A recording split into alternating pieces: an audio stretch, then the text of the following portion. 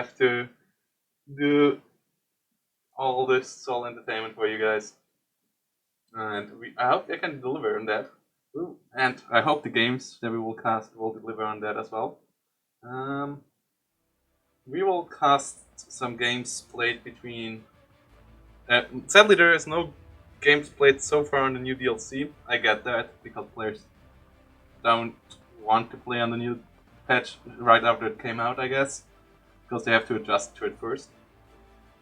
But yeah, hope we will get some games going on over the next couple of days. Until then, we will stick with the good old stuff we have here. And this is Iadris versus Sehandur.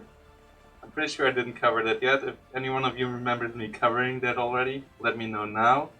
Because I think I covered some Iadris games, but I don't think it was Iadris versus Sehandur. So, yeah. Might be that I already have them in here. No, I have Iadris versus Jack. Right, I covered that. But now Iadris versus Sehandur it is. And thanks for the host, Mr. Tiger. Panzer, yep, 26 is one of the best divisions in game. It's mostly banned because it's so good. Why can I not change my nickname? I don't know. Sehandur versus Iadris, game number 1. It's on the old patch, so we have to start it via the dedicated thingy. Move this over. And there we go. They have won the Vistula. Let's jump into it. Yep. We allow the firewall. And we are back here. I think it's the old one, right? We don't have 5 times speed. Yeah, we only have 4 times speed here, but at least we see commands again in here. And yeah, we have on the right side, playing as Panzer Sehandur, leading the Division 1, and on the left side, Iadris, who has to win this game to keep his chances alive of advancing out of the group, as he is at the moment at 2 points, while Sehandur already has 8 points out of 4 games, like 2 wins, 2 ties, while Iadris 1 loss, 2 ties, as he lost against Gaspar and tied against both Jack and Curbs. So he has to win against Sehandur, which will not be an easy task. So let's see if he can do it. And yeah, Iadris playing has the 84th? Yeah, 84th Guts 12 Kobe. It's always interesting to see people not banning this division. Like, I always would ban this division because I don't think it's easy to play against it. Give me a second, guys. I will do a short announcement about us being live here, so that more people can enjoy this cast of mine.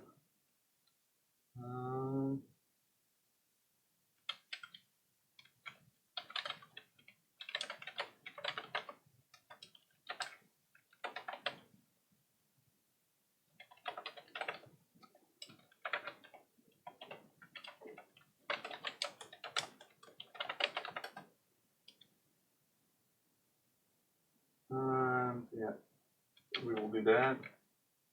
An announcement. And here we go. And let's continue.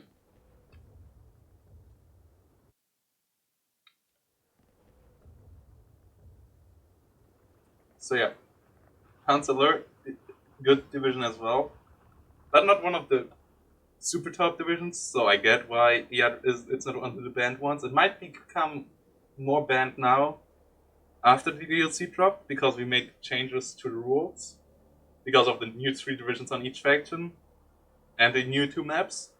That map bans go up to 3 on each side for each player, and division bans go up to 4 from 3 and 2 respectively.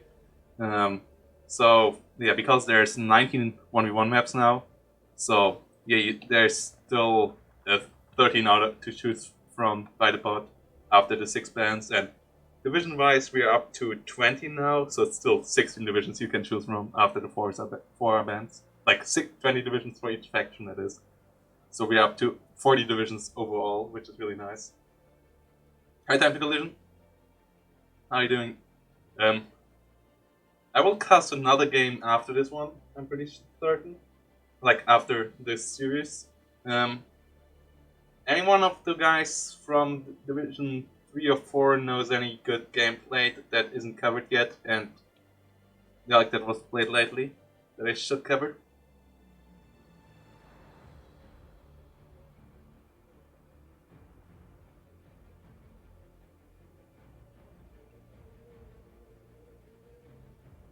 What do you mean with define good?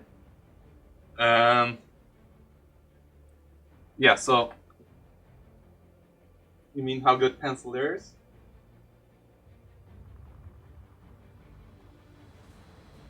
Okay, I will then. Okay, I guess this might take on 2 hours.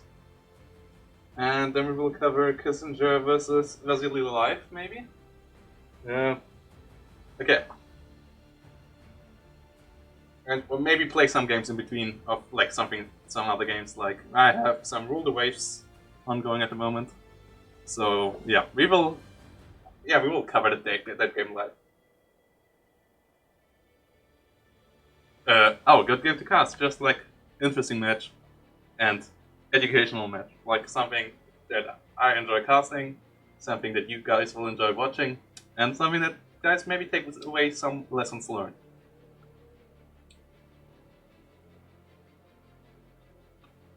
And yeah, so on the left side we have some 37mm setting up. Let's speed it up a bit so we get to the gold diamond, because in this patch of the game, because it's the old patch, you can see orders with pressing shift, which is pretty helpful to see stuff on the map.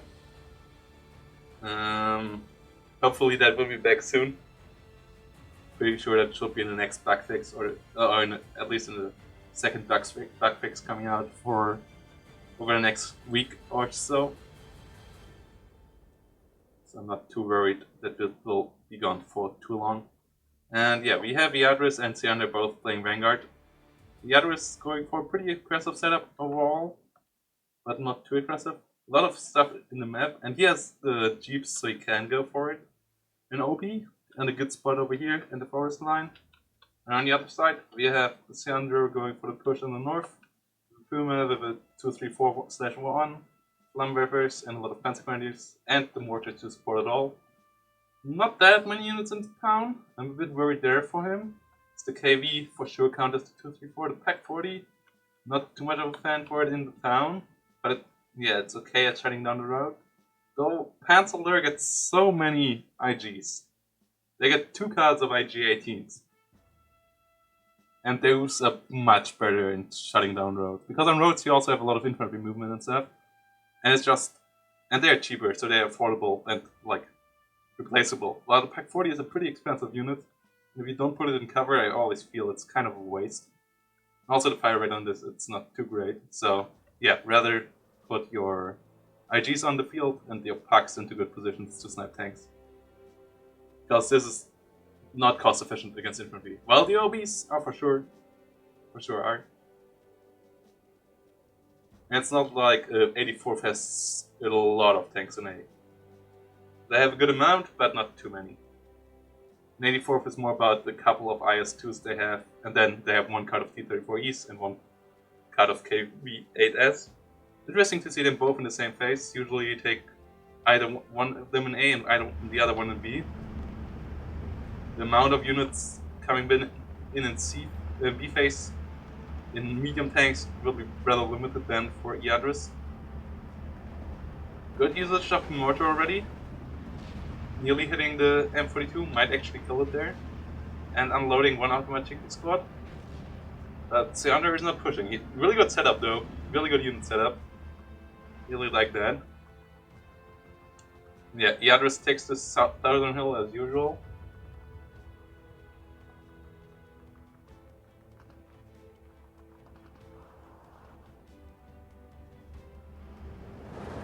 Both is fine. I like good short games as well.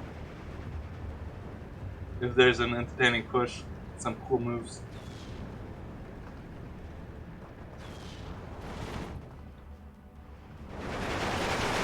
those automatically get killed in the open.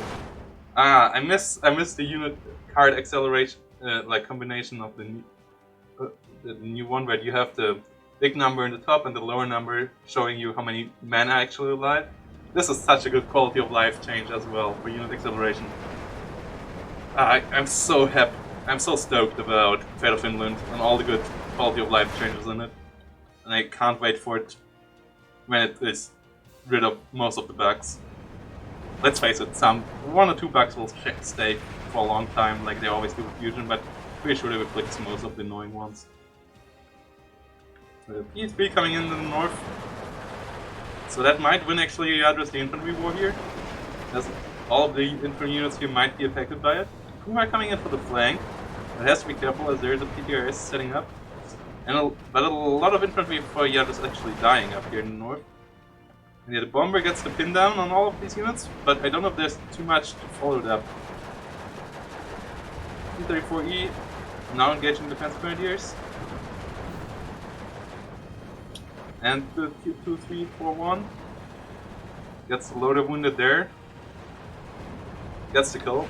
Okay, this is good. And the iadris winning town fight slowly but surely. But you don't want to have a 37mm. Well, I guess it wins against the Pak 40 here. Pak 40 doesn't react at all. Oh, he turned off HE shells! But why? Why would you turn off HE shells on your Pak 40?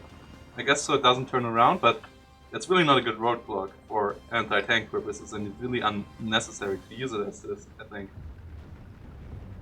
Well, it actually might kill the KV-8S, but that's 45 points against 60 points. Guess it's fine, but rather have paid P4 here. It's cheaper, more reliable, more maneuverable. Good in killing infantry. Automachikis and Ognos dealing with Panzer Grenadiers and Pioneers of Sehandur. Don't think he should have pushed in there. Get over eager. If any one of you watched the game against Gulf previously, who also played Panzer, I feel like Sehandur does a couple of the same mistakes. Of having good positions on the flanks, but not pressing the issue hard enough, and then going into a town fight that he cannot really win. Because 84 has, well, 84 was not as good in it as the first Polish I played earlier today, but it's still pretty good in town fights. And yeah, IL-2s deal with tanks fairly easily. So that is nasty for Mr. Sehandur there as well. Flammenwerfers coming up.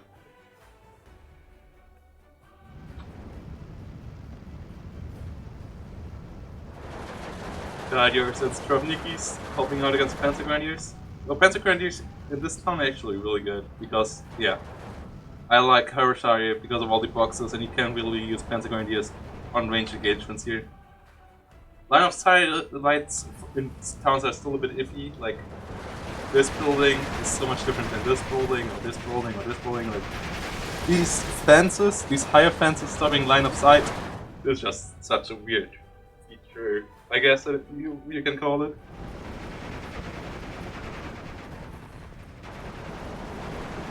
IL-2 coming in, but it's the 37mm one, so it only fires 212.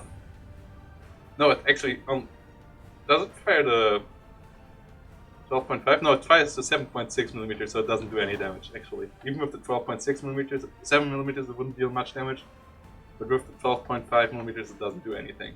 So you really don't want to use this as strafing. You want to use it for purposes like this one. Killing Panther Gs. And by the way, one side change of the DLC patch is I think IL-2 37s will be a bit less deadly because they do less crits now. Because AP shells do less crits, so they shouldn't be as deadly anymore against heavy tanks. Which I think is a good change. Because they're like overly deadly against heavy tanks. And yeah, iadris, I think we saw good bomber usage in the games we saw from him before already, and he keeps that up here. And he doesn't do as many positional mistakes as he did in the earlier games, so I really like where he is at the moment. Brings in a nice 2. I think that's his only one in A phase. up in the center.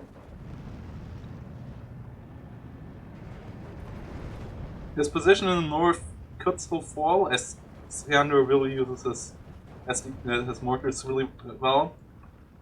Pretty sure we saw good mortar usage out of him earlier already in other games. I think with Hartenek, where he also has his mortar half tracks. We saw that already. That's really cool.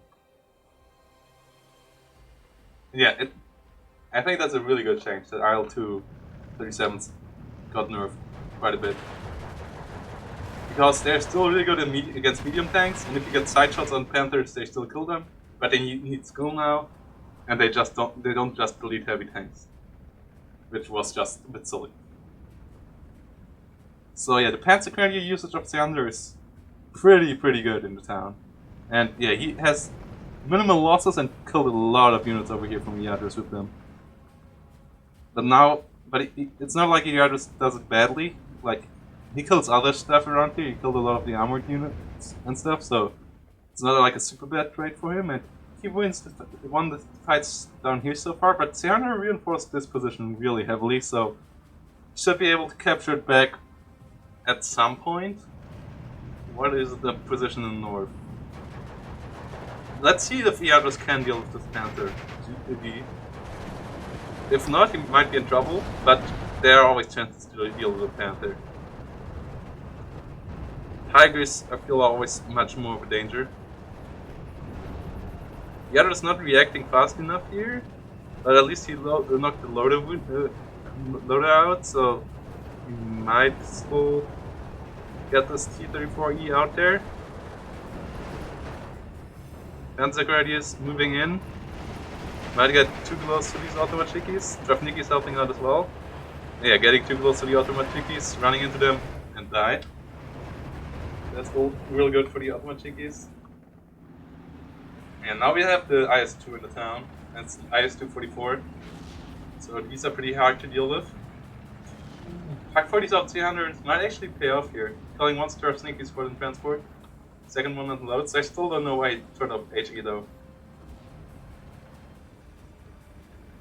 So Perry Rocks getting pinned down as there's the next mortar outback. Yeah, Sehandur really loves those things, and they are good. And if you could use them like he does, you should buy them as well. If you're as good, like, yeah, that's something really to learn from him here. And that shows us why these guys are in Division 2. They know what they're doing. They're doing it pretty well.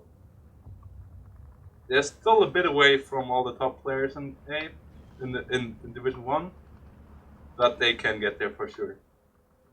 And it's really cool to see those guys getting better each week.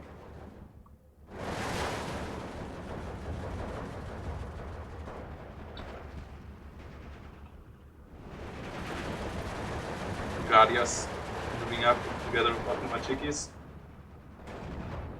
Mortar fire coming in onto the Guardias over here, onto the Automachikis.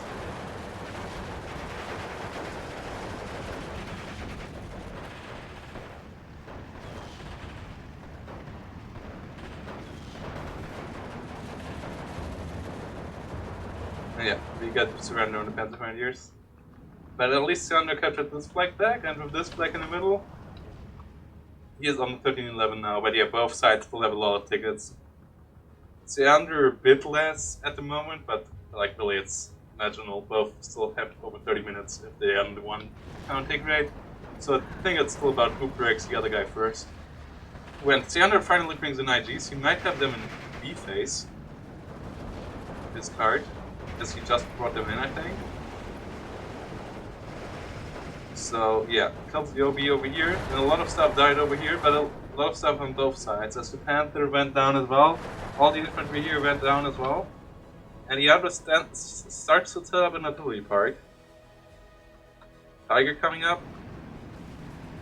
And yeah, the mortar helps out in pushing iadris out of this forest, so Sehandur now controlling the forest, which is really helpful for him. Has to be careful about the crewman.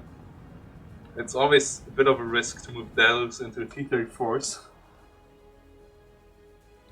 Tries to pin down the T-34, but the T-34 moved a bit. So we have to see how this works out. And in the town, iadris keeps on his Automachiki position. And now he finally found a way to deal with the Panzer Grenadiers. Sehandur slipped up once, and iadris instantly punishing it. Yeah, Sehandur moved those into Panzer Grenadiers in position where they were engageable. And as soon as they get engaged by ultimate TPs and Superi rocks, they die real fast. So yeah, iadris with the comeback in the town, shifting the infantry advantage here to him. Yeah, really, the blow-to-blow combat in the north is really cool. Keeping this really close, and yeah, both sides reinforcing here. I think the losses on both sides are relatively heavy, but yeah, still pretty even. Don't see anyone here running away with the game so far. And the points status as well.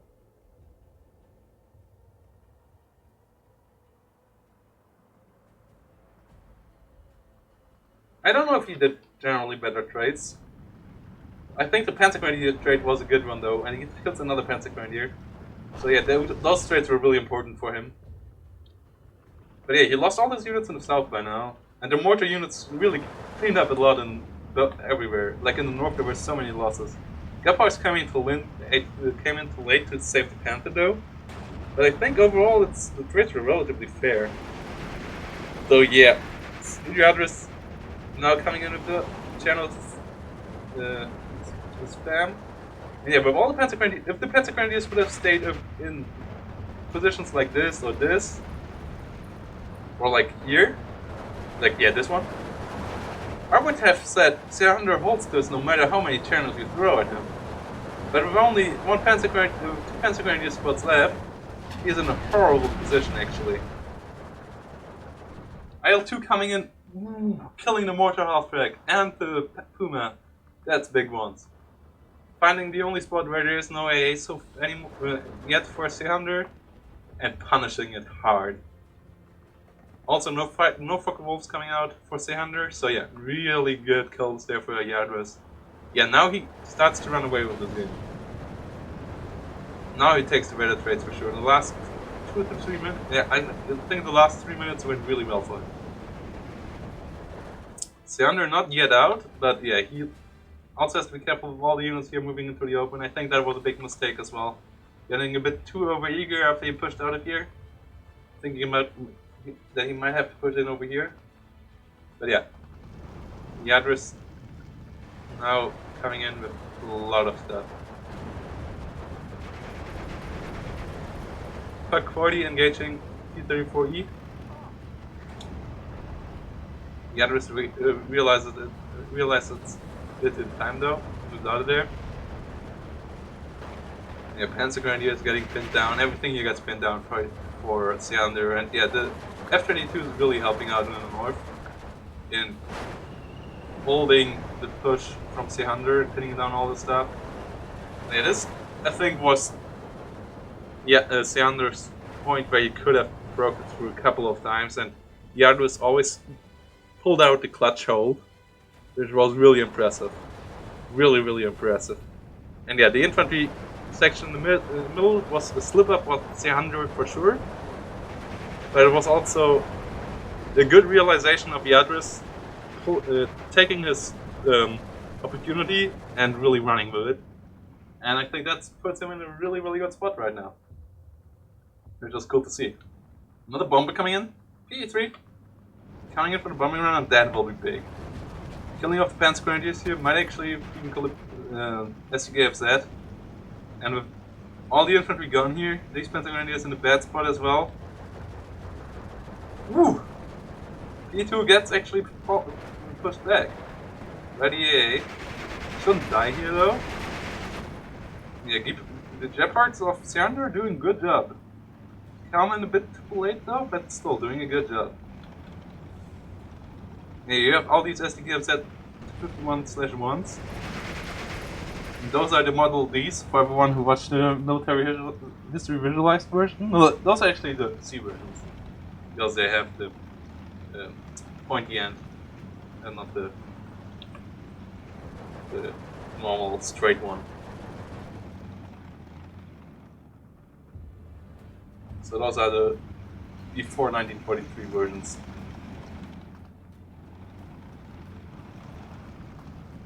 But yeah, 25mm of frontal armor are pretty nice. And good energy fire. Grenadiers over here get mopped up finally by the channels. And yeah, this puts Mr. Sehandur in a bad spot. As this flag will fall now as well. And yeah, his SPK that's do a good job in helping out, but it's just so much iadris on the field by now. And this push in the north never did a breakthrough. Never put them into a position where he could really make big moves, and by now iadris has set up a commando line up here actually. Really cool to see him putting a leader up here to connect the radio line up here to do those camaraderies in the north, so that all his stuff gets 2 stars here as well as here. He also brings in the off map now. Yeah, this should give him just off map coming in, pinning everything down. All the reinforcements Sehandur brought in, just getting mopped up here. Channels holding the position for iadris. And yeah, that should be pretty much it, guys. Don't think Mr. Sehandur will hold out for so much longer. I mean, he still tries. Give some IG-18s. Never saw that. What is this icon? I never saw that icon before. T3 bomber coming in. This time should get off his payload. Yeah, gets off his payload. Might kill another Panzer Grenadier here. Oh, what is it going for? No, it actually just pins down one. But that's already good enough. This one might actually be surrendered if iadris realizes it. Yeah, Sehandur going for a desperate push in the north right now. Well, not desperate, it's still a solid push. But I'd love to see him, yeah, he realizes this now as well, moving these guys up as well. There's little anti-tank capabilities up here. So if the infantry pushes forward and then all the Jeopards give the fire support, this situation might actually work out here. Unload, unload, unload. Don't lose the Panzer Grenadiers and transport. You don't want to do that. Tiger not moving up to kill the T-34, which is a bit of a mistake there. Yeah, I would like to see Sehandur mainly focusing on here, because here he cannot do much. He can send in stuff, but yeah. It's taking engagements he doesn't want to take instead of the ones he wants to take. Which is like really, you have to be decisive with tank divisions, I think. Much more than with infantry divisions, because you're not as well spread out. You're not as versatile often, but you have good strengths in special territories, and you can really make it hard for the enemy if you focus on one position and then just push the issue there. So that's something I miss from Sehandur in this game, and yeah, it's something I already talked about earlier in the game I had against Gove about something he did wrong. And now 2 IL-2s coming in. First one gets fallen back, second one comes in, doesn't get the Tiger, but gun jam and falling back. And this IL-2 might go down here, but these are... Nope, it actually gets out alive. Or does it? Okay, one more reload. Yeah, no, it goes down. Okay. Takes a lot of fire though. And yeah, the Tiger is useless now. The infantry is mostly dead. And it's really only the Gepard in the 2, 3, 4/1. And yeah, the Gepards are doing a good job, but that shouldn't be enough. It's actually back to a 12-12. But I still favor iadris because of the air, because of the F-22s, because of just how good his position is in the middle. Tiger stabilized the line a bit for Sehandur, but he also might run out of infantry soon. Relatively soon. Yeah, he has to evacuate the whole north, actually, I think. Because this T-34 could mop up all of these units. If iadris realizes that. And he brings in a lot of Guardiers. Some camaraderies. I think 2 might be overkill. Another anti-tank gun. Overblitz ammunition on the way to help out the Tiger. But yeah, there's Only one Fencing Grenadier now coming up. That's a bit too late. Pioneers dealing with channels over here, together with SDKFZs, and that should do fine. But yeah, not too sure about all this.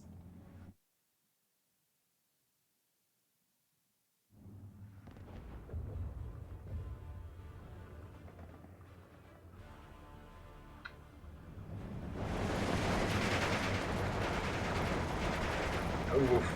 Getting the bailout over here, as yeah, PTRDs are still deadly, and even deadlier in the patch we see here, as this is played on the old patch.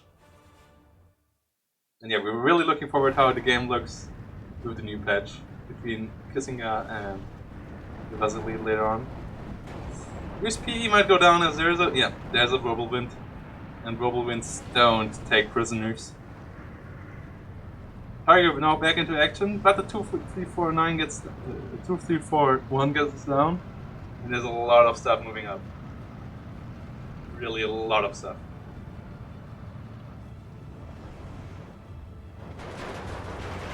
Panzer Grenadiers getting mopped up here in the open. Yeah, we're being pushed out of this town. Put Sehandur in such a bad spot. He actually deals with the stuff over here. And yeah, he still trades pretty close nowadays.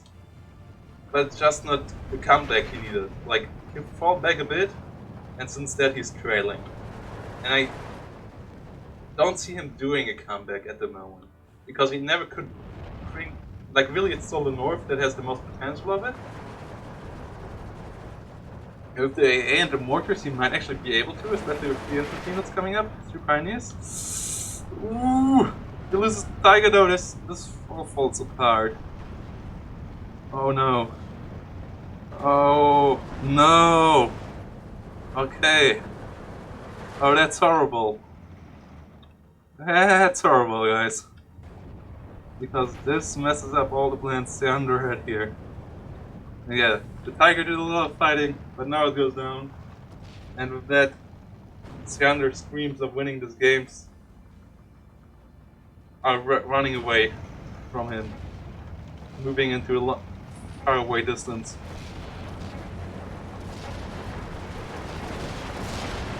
Because I really don't see how he can do it. Solid artillery users out of iadris for the last couple of minutes, never leaving them idle, using his off-map well as well, not overusing it, not underusing it, getting the barrages out. Should be able to get this point if he wants to.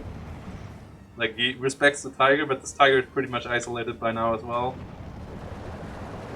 And shout out to Sehandur to actually be able to deal with the IS-2 in the middle. There's another one coming up now. Just a 43-1, but even a 43-1 should win an engagement against the Tiger all day, every day. Yeah, it's only Panzer Grenadiers now coming up everywhere. And yeah, his stuff up here gets killed one at a time now by a T-34 that doesn't have any opposition to fear. Yeah, he's holding solidly against the infantry, but this artillery fire whittles him down, this T-34 whittles him down. Lost one Gepard already, lost a couple of transports. Lost quite a couple of men as well. Killed quite a couple of men, but yeah, it's the hard targets at the moment, making it tough for him here.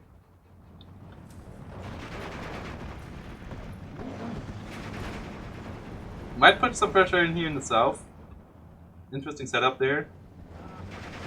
Kills some stuff quite fast here. Goes a bit over-eager forward here with his SDKFZs. Don't like that.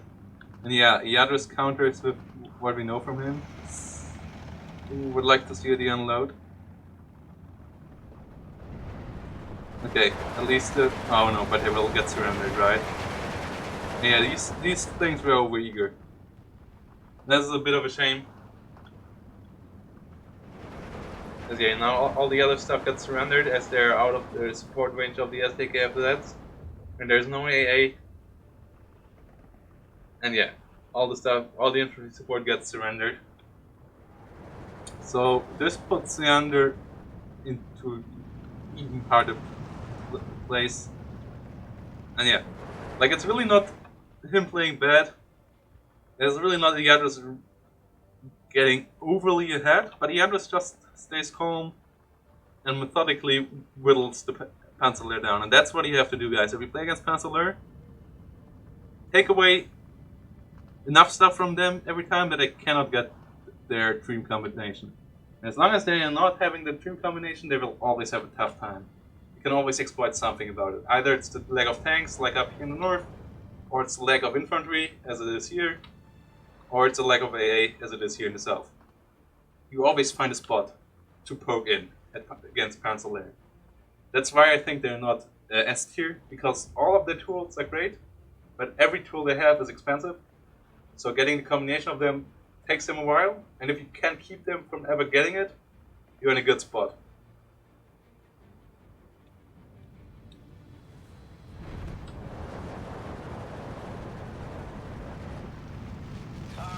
Ooh, sweet hits. Sweet hits. What? I don't start singing, guys. No worries. But yeah, really good artillery here. Still good mortar usage of Sehandur to just keep his infantry from getting surrendered there, I think. These Guardians will get some... they actually went good, but yes, still they close to be put down here. But yeah, this T-34 has such a field day. Hunting down every armored unit that it sees. Yeah, iadris did hold that like a charm as well.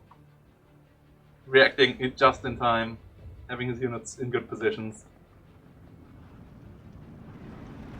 Channels in the town did well as well. Yeah, that's why we said iadris is one of the favorites of his group, and that's why we were so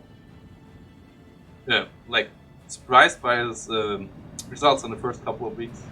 Good to see him winning here. With a tie, he for sure has its chances kept alive. So if he wins here, he has for sure 3 points at least in the league, and one more game to play, with which he could jump up to 6, and 6 points can give you the advance for sure. But if he wants to have good chances to advance, he needs to win overall against Sehandur. But in game number 1, it looks like he will get one. So yeah, Sehandur now realizing he needs AA down here, but investing into 110 points AA does mean 1 minute of not buying anything else. So now he doesn't have the tool, or like much more tools in the south to help out. If iadris now buys a Panzer T-34 here, or it says 3, that might also work maybe to deal with it, then the Whirlwind has nothing to protect it. And yeah, up in the north, Whirlwind went down.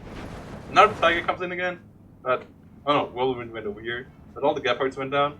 And yeah, now Sehandur can afford the Tiger again, but you see the issue, right, guys? He even has infantry. He has artillery support, but what does he not have? Right, AA. And what does iadris have? Right, IL-2, 37 millimeters. What do does these guys eat for breakfast? German Tiger tanks, German big cats. Another SVKFZ.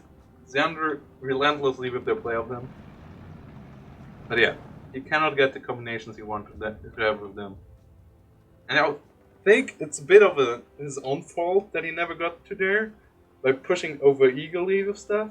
But it's also really good play out of iadris countering it. And yeah, Sehandur might lose his Whirlwind down here. And if that goes down, the south is in a world of pain. IS-2 coming up over here now as well. And yeah, there goes the Whirlwind. And here we are, in a world of pain for Mr. Sehandur. IS-2 now coming up, dealing with Tiger actually, getting the crew killed there. And yeah, by now I wouldn't blame Mr. Sehandur for surrendering.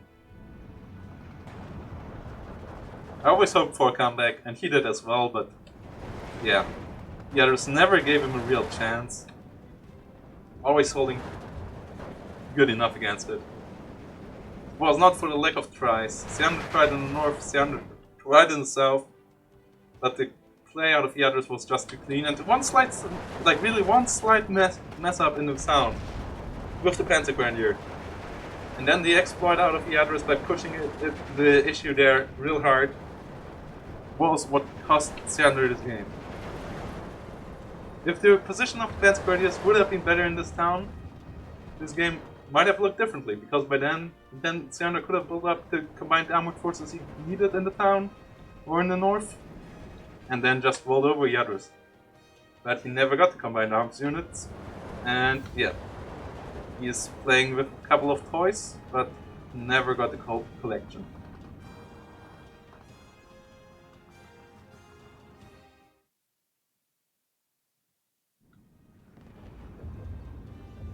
SPK have that 251/1 coming in here again, but again, they have no support whatsoever. So they're not really a big risk. And now it's back to 59. Sehandur down to 7 minutes. Coming now with the IGs, but yeah, he has so little AA, he has so little infantry. He has no tanks anymore up here. He's in so much trouble. While the iadris still has infantry, still has tanks, quite a couple of them by now. Has the infantry support, has the artillery support, and now also brings in the AA.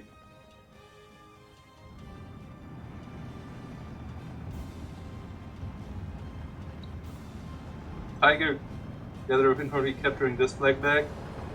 Sehandur falling back. I think that was a good strategic fallback there. Not running stuff directly into the Tiger. Now he engages a bit, but still, he will lose some stuff against the Tiger, but he also killed stuff now. As he forced Sehandur into a position where he is surrounded. Kills off half-tracks, engages the IG, kills off infantry. Loses some channels, but those are expendable. The KB might go down. Yeah, goes down, but that's not too important either. Yeah, Sehandur really trying to get for push in the middle of the map, but he has so little, and he loses the flag over here now. Loses the flag over here now. So much coming up. Bringing in the Panther, but the Soul Panther cannot deal with anything.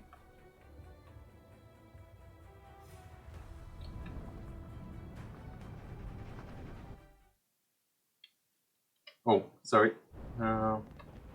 Misclicked there. Yeah, there goes the Panther Grenadiers, and there goes Sehandur surrendering. And yeah, at the end it's clear for iadris. It wasn't so clear from the get-go though. But yeah, in the end he just played it down like a charm. Used his combined arms to dismantle Sehandur. And that's the first loss we say Sehandur take in the league. No, not the first loss. But yeah, not the first map loss. So good to see iadris showing that he is a good player, that he is there for a reason in Group B. Let's see how game number 2 goes out in a second. I will be right back with that. Need some water though, my throat is hurting.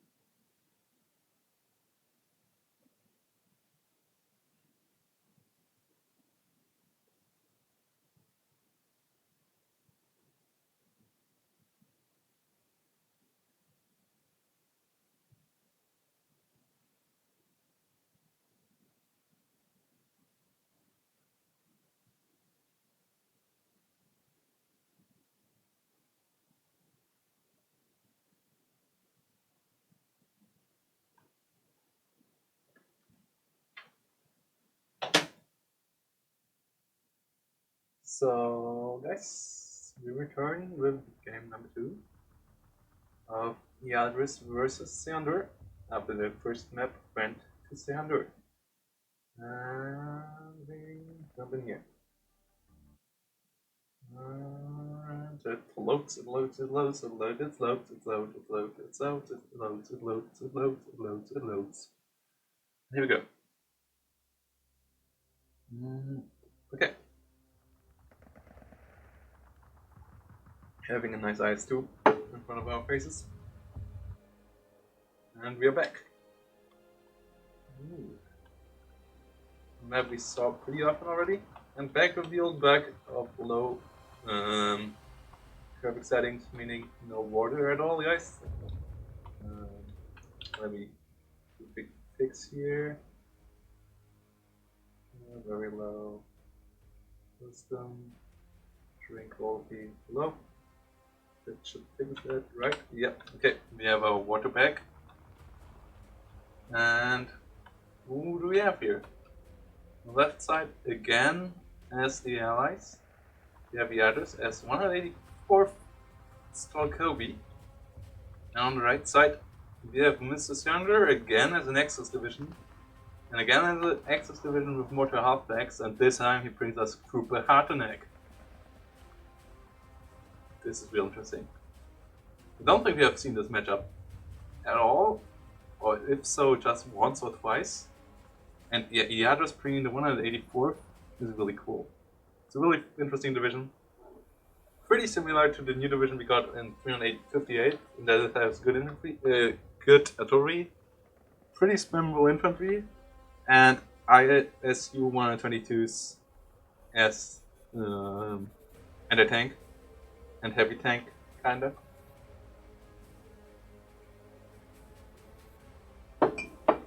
So let's see how this plays out. Let's speed up the game speed here. So we are through deployment. Yeah, the VK is already coming up, T-34s, so the basic stuff you see usually out of Kupatnik, Grenadier DPs. So Grenadiers with TP rifles instead of the normal MG43, 34 or MG42. Jaeger Pioneers. Jaeger Pioneers, wait. Aren't Jaeger Pioneers the guys with a lot of MP40s?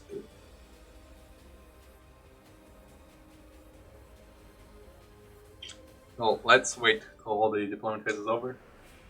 And yeah, the Stuarts, one of the key units of 184th, which, because their tank tab is only Stuarts and M3 Lees, so nothing too heavy in there. And maybe one cut of T-34s, I'm not too sure about that. I didn't play this division too much, but yeah.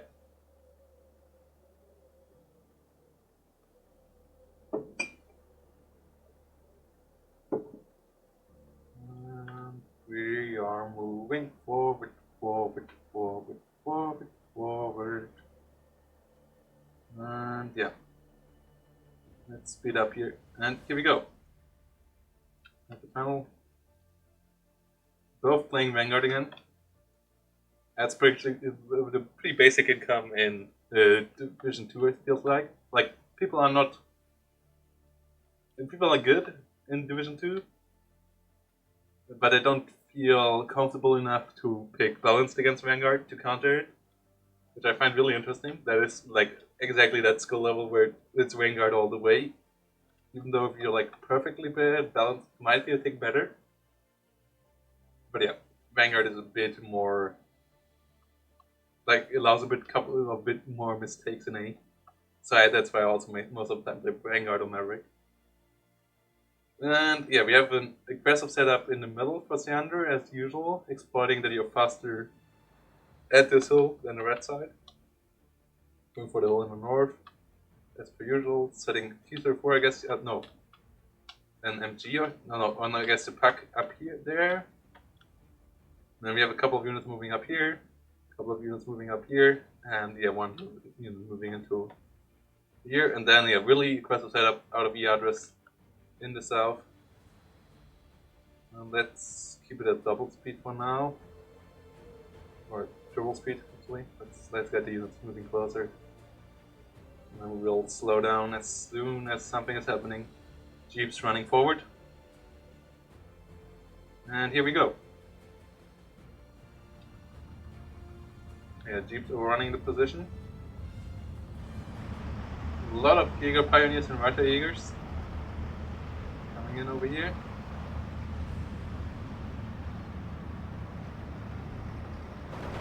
Nothing much shaky. Using the trimmer.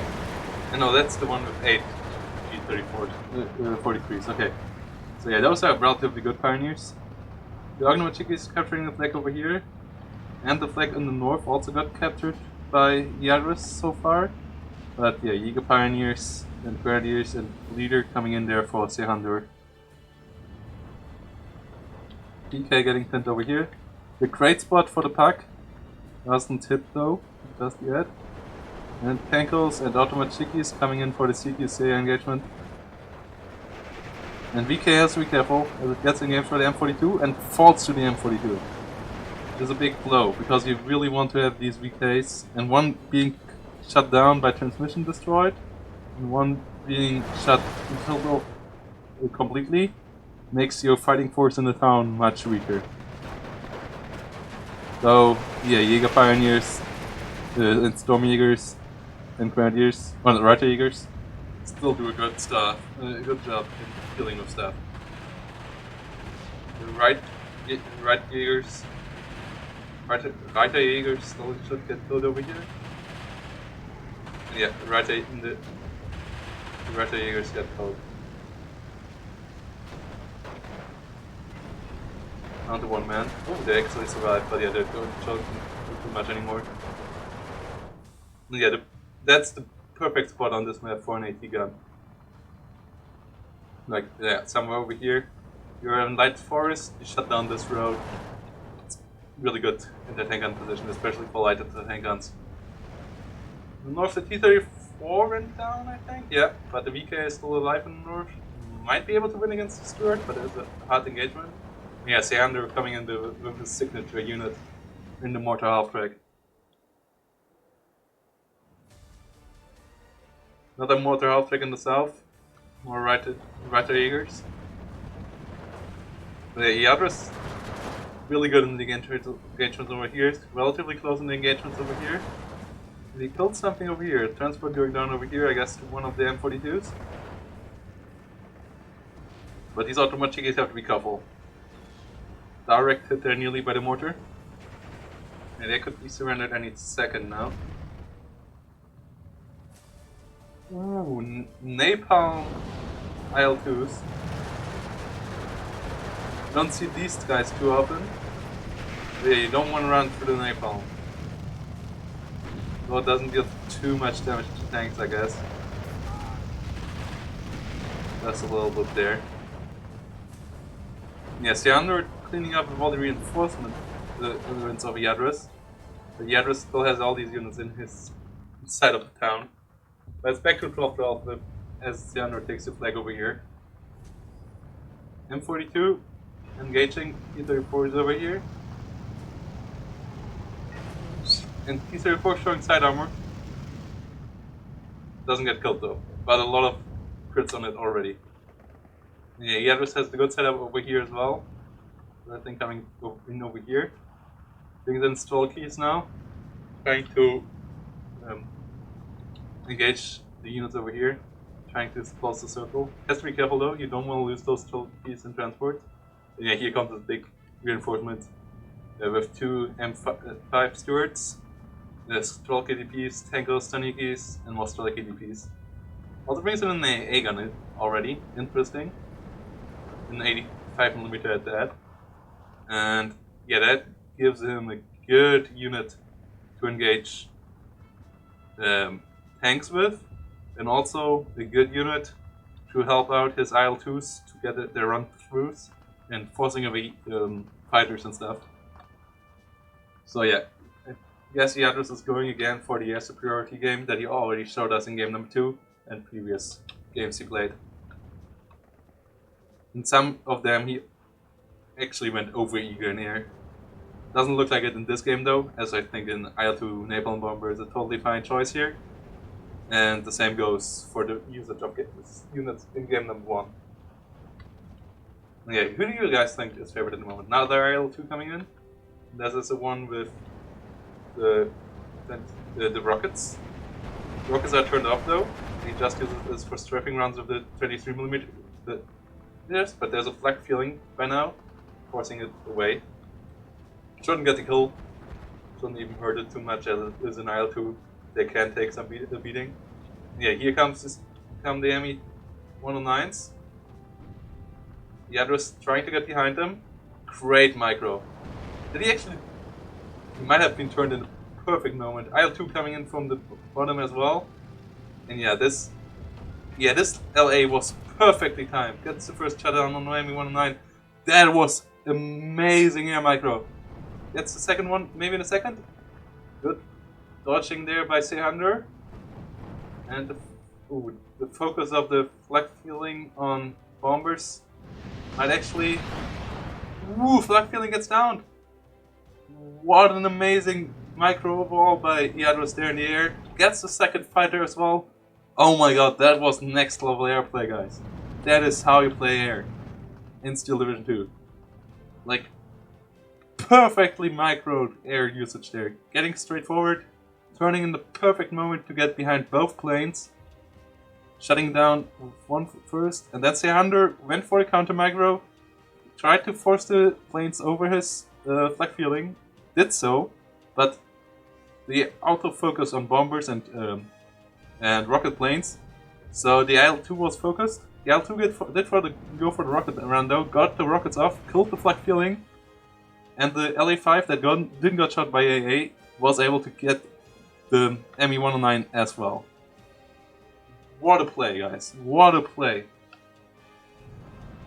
Like really, if any one of you could clip it and show it to, like, if anyone ever asks how to micro air combat, show it to them. That was an amazing game. An amazing play there.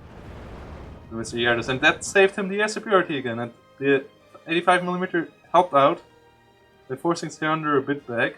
Wasn't too crazy, and Sehandur realized it and mortared it by now already. And he's still doing a good fight on the ground. But yeah, now with the air superiority so hard in favor of Iadris, as he also killed the AA, he can even use the LA-5s for ground strafing. Has to be careful in the north, he's still losing on the hill. Got over here though, but there's Reiter Jägers on the way. VK engaging, but a VK against Stewart is not that best matchup you could get for the VKs. There's definitely better matchups. Stu versus 52P and M42. Interesting matchup here as well. T-34 over here gets pinned down, and yeah, Sehandur loses quite a bit of infantry in the sound. Yeah, having to replace the AA is really costly. Don't really want to invest in too much AA. Don't like the Jagdpanzer 38T for towns. It's super slow, it's a real turtle, so it can actually be surrounded by lighter tanks and infantry and get surrendered. And yeah, it's also not that fast in turning, can get side-shotted, has shitty side armor with only 25 and 20mm respectively. So yeah, that's a real tank killer, and you really don't want to have tank killers in towns. And yeah, now Iadris just plays on his strengths. Brings him the airplay here with the IL-2s.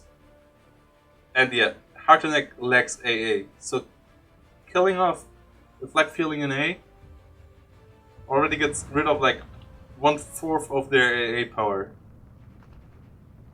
Most likely. Again, turning off the rockets, going for the strafing for now. Waiting for a good target for the rockets. IL-2 coming in with napalm. So yeah, Iadris really abusing his strengths. Well, Sehandur plays to his strengths as well, getting good infantry engagements overall, using his mortars. But yeah, really the lack of AA makes this a much harder game. And he invested into 2 fighters, and that should have worked out. And then Iadris comes around the corner and just slaps him. Oof. And yeah. And yeah, this gives us the position we are in now. With both sides still having a chance to win this game is by no means over, guys. As there's still a lot of Tigers to come, there's still some AA for Sehandur, and he has good turrets on the ground. But yeah, this airplay out of iadris is impressive. And he goes for a strafing again here. Keeps his IL-2s in the air. Might have wanted to rocket plane these, or like the lighter ones. Yeah, the ME-109 coming in this time to go behind. This time it's Sehandur with the good micro. Go for the... Ooh, no! Ah, he messes it up a bit. Thought he would have microed here. Now wants to get out of range of the AA. Okay, realize it might not be too good to get into the fight just yet. Oh, did he use... Oh no! What he did was getting the fighter in just to soak A, because also priority of AA is always air above ground. So I think the point of him was to use the airplane to soak the 85mm shots so that his 2s can engage. It didn't work out completely though, as his 2 went down in the end after all. But yeah, great idea there. So yeah, both sides really showing how to play this game. But yeah, the airplay out of Sehandur, out of iadris is just really pushing Sehandur down at the moment. And now we see the F-22s again out of iadris. He showed us earlier in his game that he is constantly firing of them, always using them in good spots.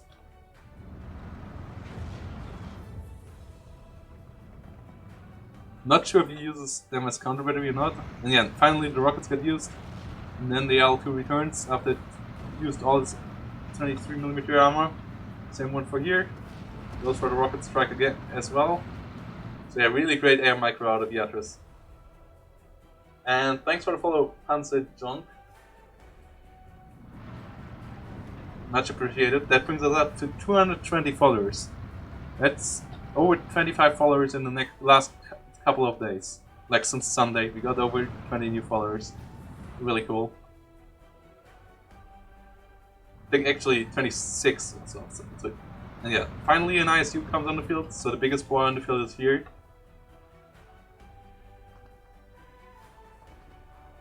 Even more penetration power, the same frontal armor as a Tiger, but it has less fire rate, so an engagement between them and the Tiger is still pretty close. Yeah, more flak feelings coming up. But yeah, Sehandur has to figure out a way to win the air war. Or, yeah, he has to win the air war because his AA net will never be good enough to stop the airplay out of iadris. So he has to shut down stuff, and losing 2 fighters already hurts that. And yeah, as I pointed out earlier, Yak Panzer 38T not the best for the town. If you have then tracks broken as well, you're pretty much dead in the water. iadris going again for the channel spam, this time with an ISU instead of an IS-2.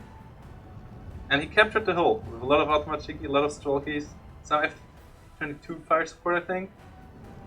And yeah, Sehandur doesn't have enough over here. Still has a lot in the middle though, infantry wise. Like feeling, still has those mortar signature units, and he traded really good in the town, on the ground. But yeah, the airplay really puts a dent into his position.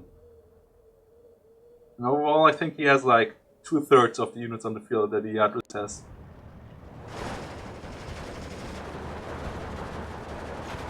And iadris doesn't show a sign of weakness so far.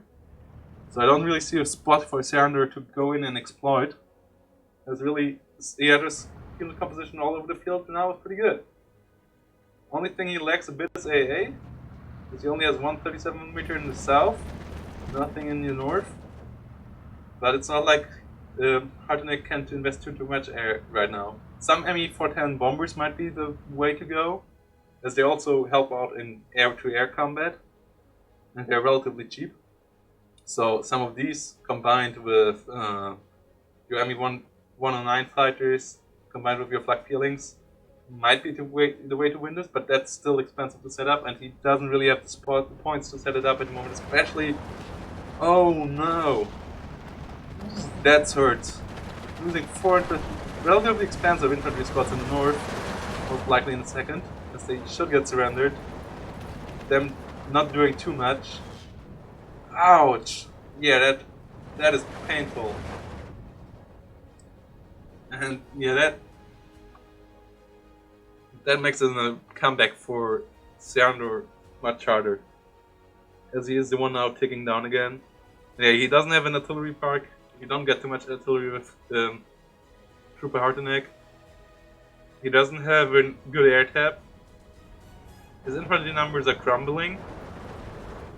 And yeah, his tank units are fine, but yeah, his AA is not long range enough to protect those tanks if they ever move forward. And iadris is always quick on punishing that. He gets lucky that he gets half of. Oh no, okay, it's only half of the ammunition and they exactly stop in front of the right eagle. I was like, just lucky to get it out just in time. Maybe when I'm not fast enough. Gets forced back now by the flag, and yeah, IL-4 coming up in the north. 10 100 kilogram bombs, so this one hurts infantry, and it hurts them a lot. A lot more Stuarts coming in. And the ISU 122 coming up the hill. Yeah, Sehandur trying to go for a big push here now with Jaroks and T-34s. But the ISU bombs and a lot of Stuarts and a lot of anti-tank guns, I think, should be able to keep him off that. Loses a couple of Reiter Jägers, but at least no squad wipes there. And yeah, the position over here from iadris from the beginning pays off now. P-52 engaging the VK. Should be able to force it back, or actually kills it, okay. Another option there. Black Feeling has to be careful as it is pretty close to the mortar half track and might actually be killed there. Oh no, it's actually fired upon, okay. So yeah, it's actually targeted and yeah, might get killed there, and if that gets killed, the airplay is again 100% open for Sehandur in the south. And a direct hit against an unarmored target, no matter the size, would kill it, so yeah, it has to fall. It falls back, and it should fall back. But even falling back leaves the south totally open for engagement. Opal Blitz nicely sneaked in by Sehandur to repair the Jagdpanzer. But yeah, this shouldn't be moving forward alone without infantry support. Reiter Jäger's coming up again.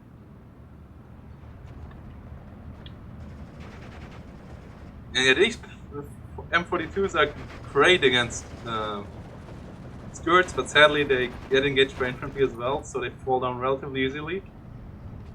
The Jaroks now to go T-34s coming in. Good smoke usage there to take out the ISU of the equation. But it still gets through in the end. Bombs, no rockets here coming in, killing both MGs. And yeah, I think iadris starts to run away with the game. Still 22 minutes here. And he only has +1.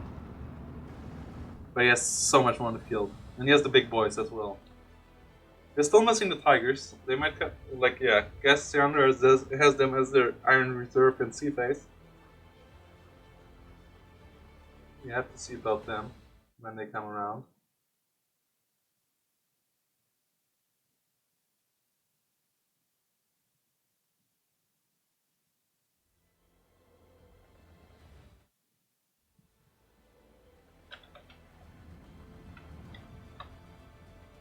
Oh yeah, Metro.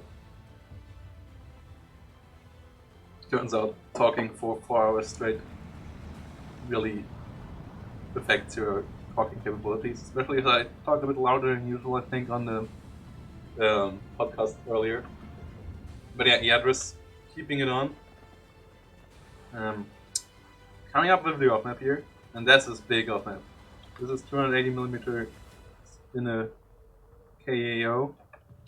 But yeah, 280mm can even kill tanks, especially lightly side armored ones like the Jagdpanzer 38T.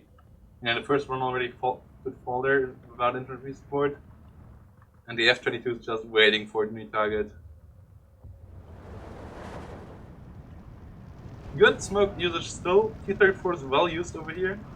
Yeah, I don't know what the iadris idea was over here with all these infantry that are now caught up in the open and getting wiped out. Yeah, good smoke usage here. And with two T-34s and two Jaroks, you might actually be able to break this ISU's position if this doesn't move backwards. M42 coming up? But yeah, that might actually be too late. Could see Sehandur actually taking back this northern part against huge Jaroks like great infantry. And the fire rate of ISUs is just so slow. Flak 40's coming in as well. He still has his flak feelings alive, which is really important. More Jaroks coming in the south. Has to be careful with the Jagdpanzer, don't want to lose those tanks down here.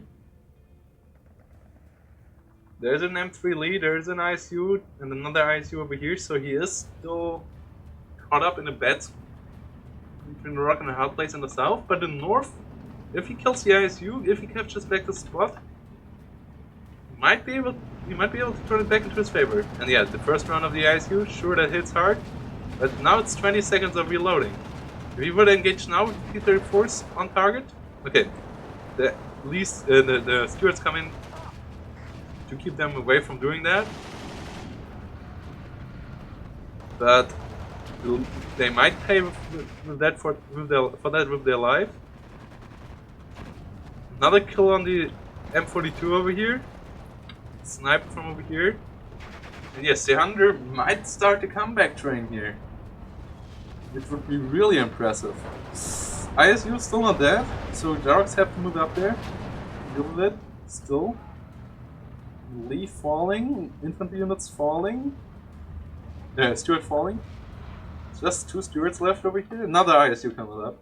And the off-map strikes for the first time, killing off the Jagdpanzer 38T as I just said.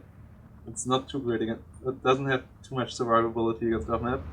Surrendered in another unit over here. Jaroks getting killed in transport. You really can't afford any losses in transport at the moment. That's Sehandur. ISU falls back. Good decision there by iadris, I think. Might allow Sehandur to capture a point, but doesn't give him the kill he really wants and needs. Kills another steward at least. We'll be able to get another one over here. We still don't see any tigers out of him. Comes up instead of Pujari Soros. Oh gosh. Both Hungarian and Finnish are two of the hardest languages in Europe. And those are the two explanations we get. Why can't we get Italians or at least Romanians? Those are at least simpler to pronounce.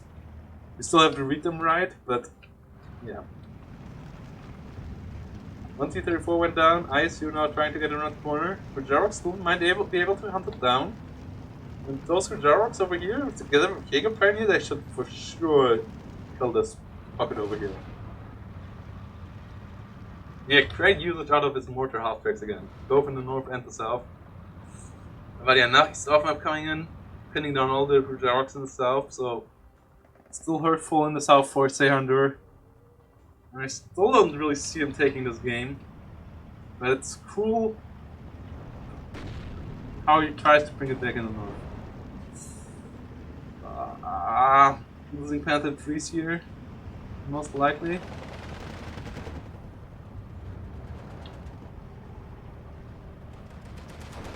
Oh, they nearly pinned the Cis-3. Cis-3 actually pinned down now.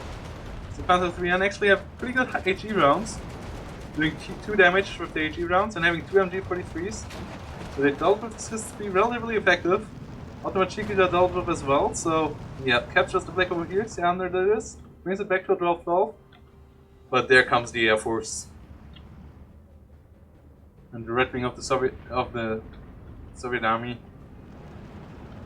Coming in here with the napalm run. It might be able to pin everything down. Yeah, pins everything down. And actually kills quite a bit. as well. Everything but one Hussarok squad, and one Hussarok squad would not be able to deal with it. And yeah, as in game number 1, iadris doing a good job in the air. Solid job on the ground, but yeah, the victories come in the air, mostly.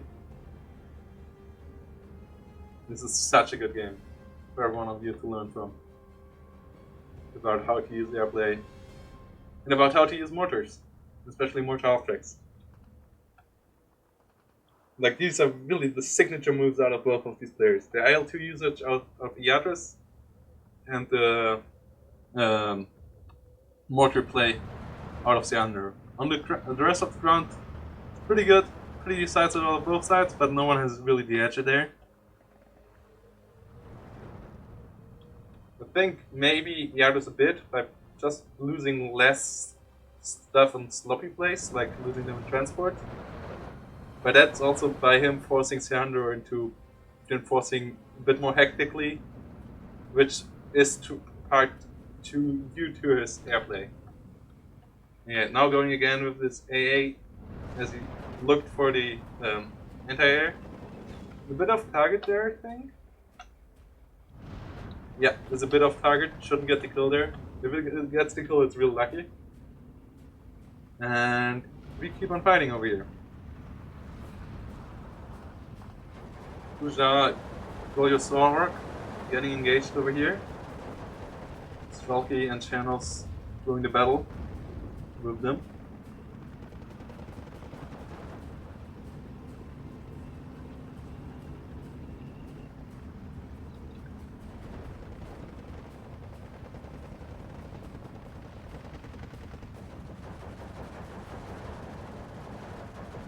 Puja, Gallery also.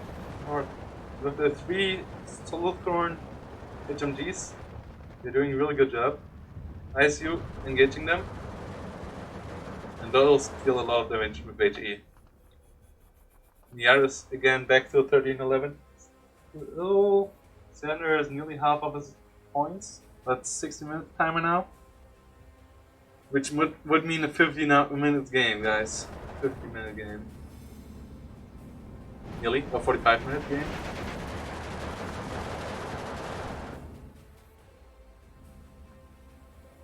A lot of channels coming in the south, together with some autos and some artillery. What's this 3 guns coming in? No, still no. Oh, that's the first tiger. Okay, Sehandur bringing in the first tiger. Bringing it in the wrong spot, I think. We want to have it in the north, I think. Together with some bombers on the ISU, and then engage a tiger, kill them, tiger, and try to push the north. I think that's the spot where you want to win this game. I think trying to win it in the town here is the wrong choice from Sehandur. No, he has the better figures here, but it's not the spot where you want to have your tigers. Yeah, this encirclement nearly, but it's like the concave beats the convex. Is what I learned in StarCraft, and iadris for sure has the concave. And Sehandur has the convex here. So, yeah, never push into pockets and get yourself engaged from 3 sides. Rather, either way, engaging from 3 sides. We're trying to create a situation where you can attack at least from 2 sides and trying to push a flank and then coming from the side. Concave beats the convex. As you just allow yourself to sideshot enemies. Like this tiger. Has to be careful in the front, has to be careful about the ISUs.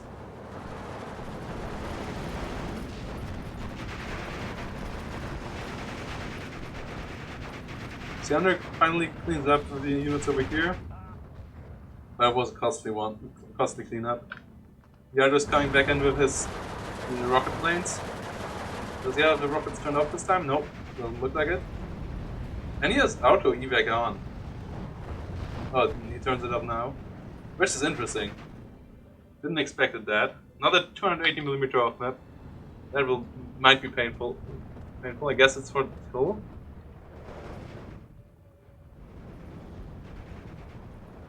Yeah, all those channels are really good holding positions. Again, Mortar Halfback doing a good job. Stu helping out as well. Now Panther 3 ends coming in. IL-2 helping out with surrendering the Hujaras. Which is pretty painful for Sehandur, as they're relatively expensive infantry squads. They don't come with the greatest availability. IL-2 coming in for the hill again. My feeling is still alive, but a bit out of position, I guess, for dealing with that. And yeah, that should allow the iadris to get the position over here.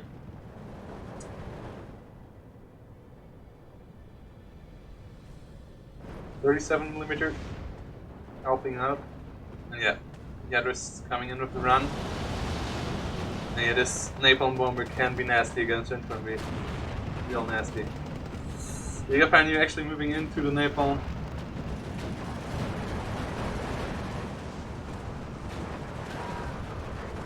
Gas has to be careful over here. Automachikis. Gas. And then engagement. It's I'm really looking forward when we get the unit acceleration in the next replay, where we can see the numbers of units. Though I don't know how I will deal with not having the move orders. You will. It'll be a bit nasty. But yeah. IL-2 coming in, bombing run onto the hill. And yeah, as in game 1, yeah, just punishing all moves of Sehandur, all breakthrough attempts by just bombing them. When they get closer to their spawn, he just uses this to punish it, as the AA of Sehandur is never up to par. And off-map comes in. Off-map kills it. Ooh! Oh, that hurts! Kills the off-map of Sehandur, kills the armor supply, unloads the Pack 40. Puts a bit of hurt on the Panther streets already, so they should have less HE. And the ME109 goes down again here, I think. Yeah, LA5 crazy usage out of iadris out of those fighters. Ah, that really hurt. Yeah, that really cuts Sehandur's potential of a comeback in the north. That's the ISU is still alive here. I think he killed one over here. I think there was 2 ISUs in the north. No. Still has to deal with the one over here for sure. And the one over here. iadris really having them as anchor units. If anything goes wrong, his ISU will catch him as a fallback line. So nothing wants to move through to an ISU.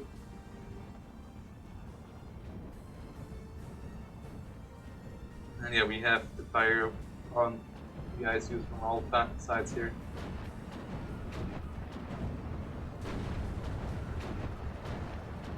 And we will speed up a bit. And yeah, that hurts a lot.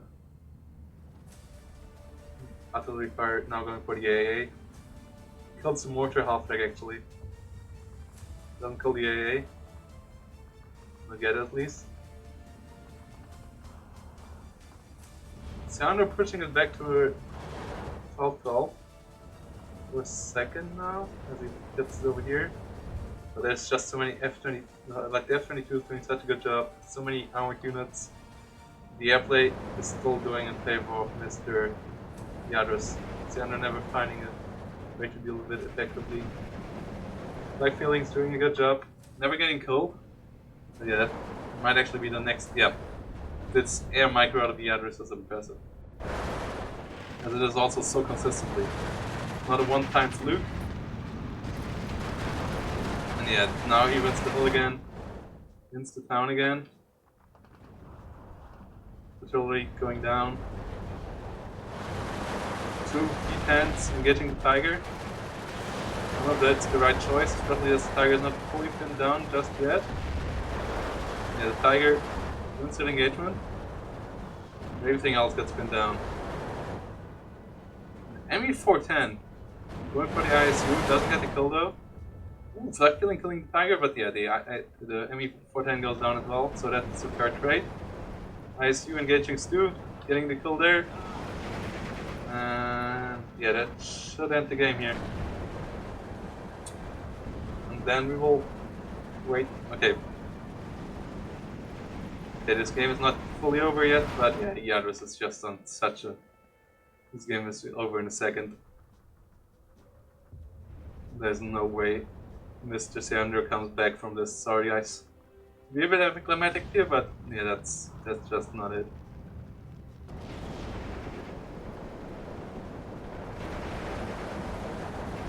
Automatic is engaging over here.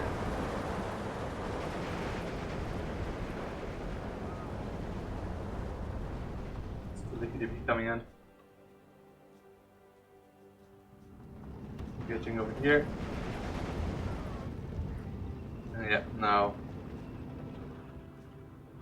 ISU is still alive. Yeah, this could be a bit more aggressive, I guess, but he never really needed to be. Lost the ISU up in the north, I guess, in the end, but yeah, he still has the off map, still has so much infantry, and he has the air control. And the artillery control as well. Another off map coming in. Tiger doing a good job.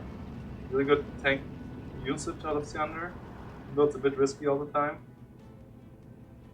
There's just so much infantry. If this Tiger will go down, he's in a world of hurt. This Tiger's on the brink of going down. He gets PKRD from every angle. Doesn't die though. Automatic is trying to go for the kill here. Will they find it? Yeah, they should find it here. And yeah, there goes the Tiger, surrenders. And there goes Sehandur. And this is a 2,000 points win for iadris again. Thanks to his airplay, thanks to his methodical play. And this means iadris' chances in this division are still alive. Sehandur, that was his last game. He has 8 points, he is for sure through. But he might not take the first place in this division. And iadris actually has chances to get this first place, as he is at 5 points now, 1 game left for him. If he takes the victory there, he has as many points as Sehandur, and he wins the direct tiebreaker, which is the first tiebreaker in the whole bracket. So if it's only between those two for the first place, iadris will take it, but we have to see how everyone else in this division plays. And now I will be gone for a second. We'll be back in like 5 to 10 minutes. And then I will either cast some more games or wait for the match between Kissingya and Vasilly. But yeah, hope you don't run away, guys.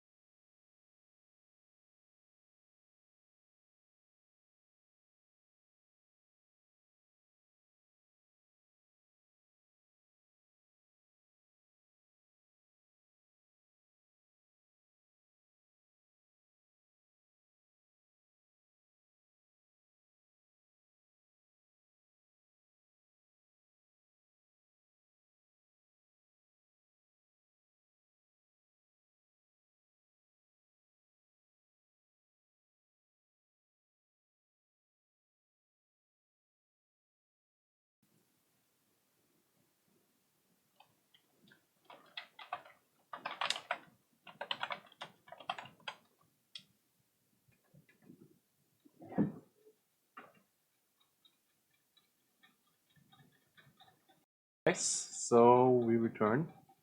Kissingya and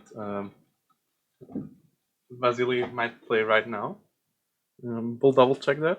Otherwise, we have two options. Either play Steel Division. Oh no, okay, they're playing right now. Okay. They did map bans.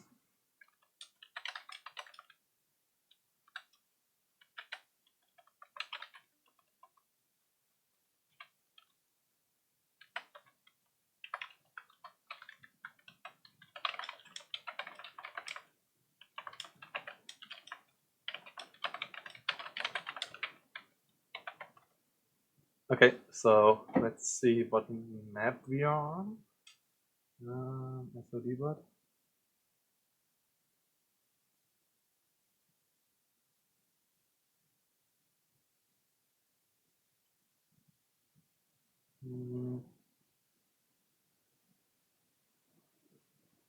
Okay, so Kissingya banned Gora Calvaria, Lenina, and Ciano.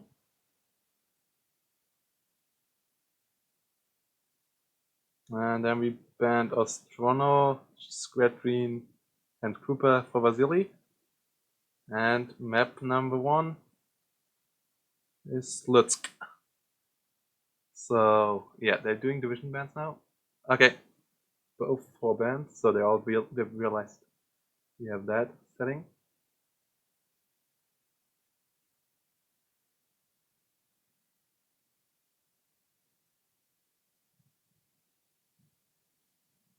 So yeah, we will. Let's give you a scene. I'm back sitting down. Standing up all these hours is a bit too much. I've uploaded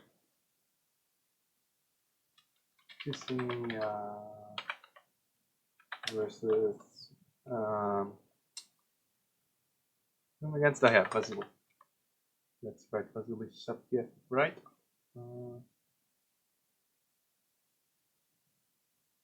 Hopefully just copy paste it into the streaming title.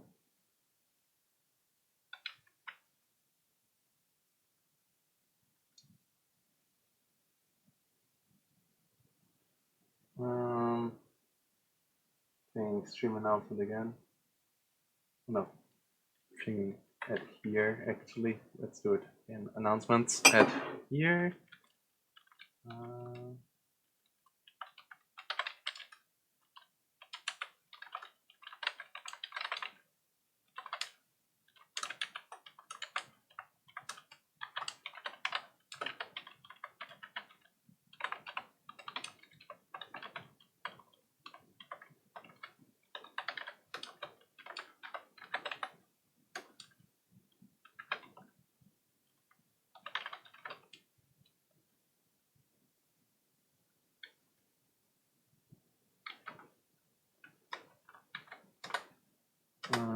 Yeah, let's put it in here. Put it on Reddit as well.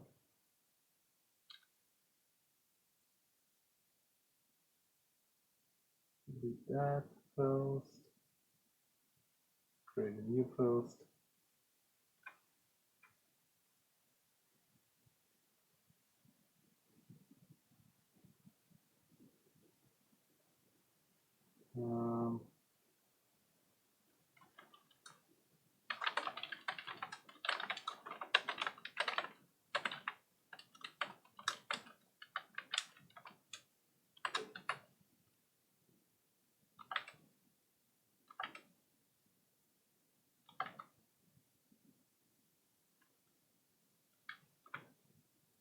Okay, we have that out as well.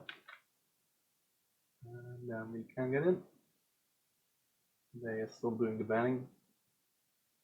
So if you guys have any questions about the divisions, about the patch, about the map we're going to play, about the league, let me know. Most of the links can be found down below to our Discord for SD League, which has over 700 players on it, and most of the top level players because we're the center for competitive Steel Division. The link to the prize pool crowdfunding, the link to all the brackets and all the groups and the stages. and how the link about the rules of the tournament all can be found down below. And yeah.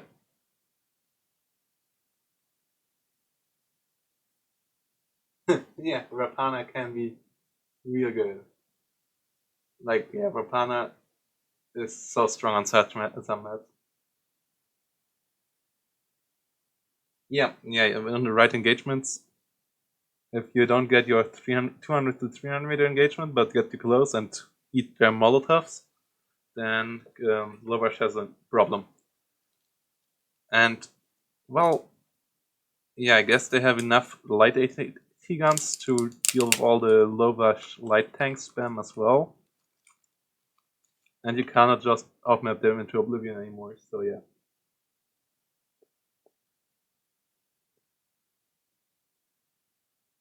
Time to collision, you play on Lenina. Your second game.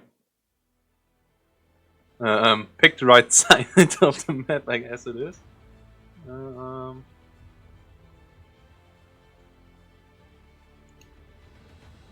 After the league is finished, because I don't want to change any rules right now, don't want to talk with embeds about it.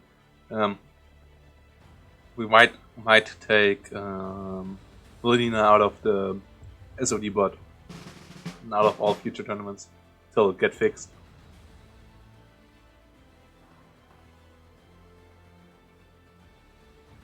Because yeah, it's nasty. But yeah, take an infantry division, especially best one with artillery. It's an ugly map to play on.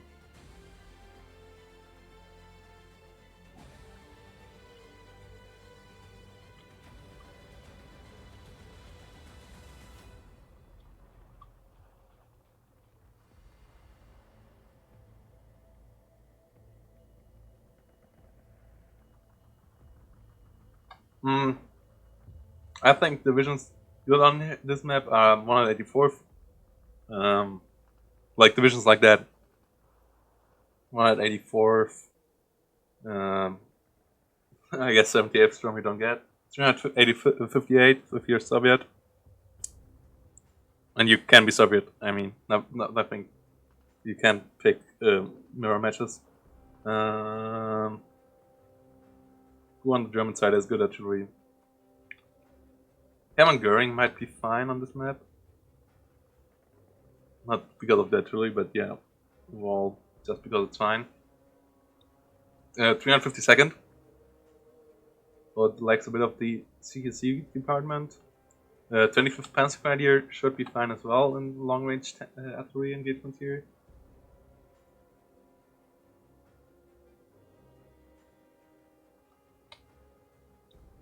Yeah, I don't know if you should pick like super light infantry. Like, yeah, 184th and 358 should be good picks, I guess. I don't think you will get like 78th Storm is great on this map, so you have a lot of good artillery and stuff. But yeah, you don't think you will get that one. Yeah, don't know if you want to play Rapana on this. So Rapana has solid artillery as well. You want to go and finish it fast. 126 might be the way to go, and then lose a lot of their light howitzers. 9th Cavalry with the off map and a lot of Kazakhis. They're not too great, and then later on some 122 millimeters. Like yeah, 9th might be a way to go with Sherman's Kazakhis into off map. And you also have fine bombers in it. Let's see. Kissingya banned 84th Guards, 29th, 3rd Canadian, and 3rd Guards Armored.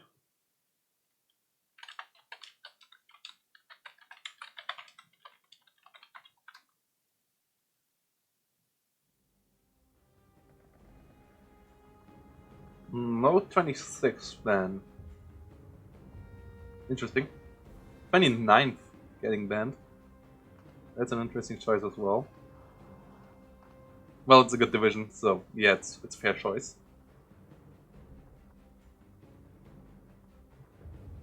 And yeah, we're playing on Slutsk.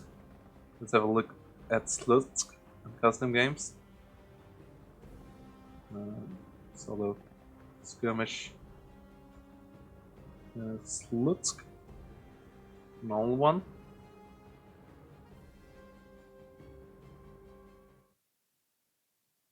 And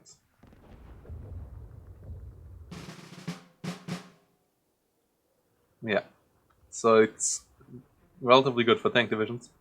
We have a big plateau over here. We have a lot of open ground over here. But you also can use infantry divisions in this sector a lot, and you have some tree lines on both sides that you can use to deal with tanks. Like these trees over here. I think actually, yeah, it's a pretty. Flutsk is a pretty good map.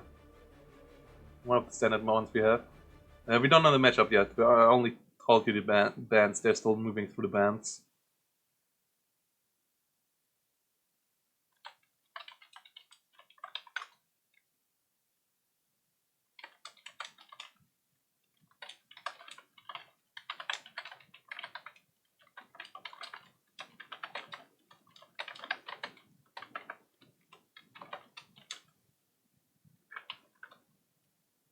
Okay.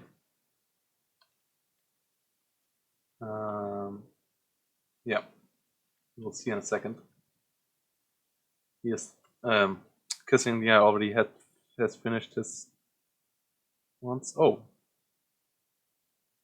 Sorry guys. That's my Japan playthrough for World Waves in 1920 that I just started. With a pretty big catch. The catch is I did random treaty instead of the non-naval treaty or so. And the random treaty I got is 20 years going, from 1920 till 1940. The limitations are 10,000 tons and 8-inch guns. So basically everything bigger than a small heavy cruiser is forbidden. It's actually most of, so like, yeah. Like light, like super light aircraft carriers and light cruisers and destroyers will be the name of the game. Till 1940. And like, yeah, all the old battleships that are still left over will be so worth so much, even though they're so outdated, and like the cruisers and destroyers will just rush by them because they're so much faster by then. But yeah, like I have a battle cruiser now with 36,000 tons. That's my biggest ship with 16-inch guns, and that's like will outclass everything built from now on by so much, which is really funny.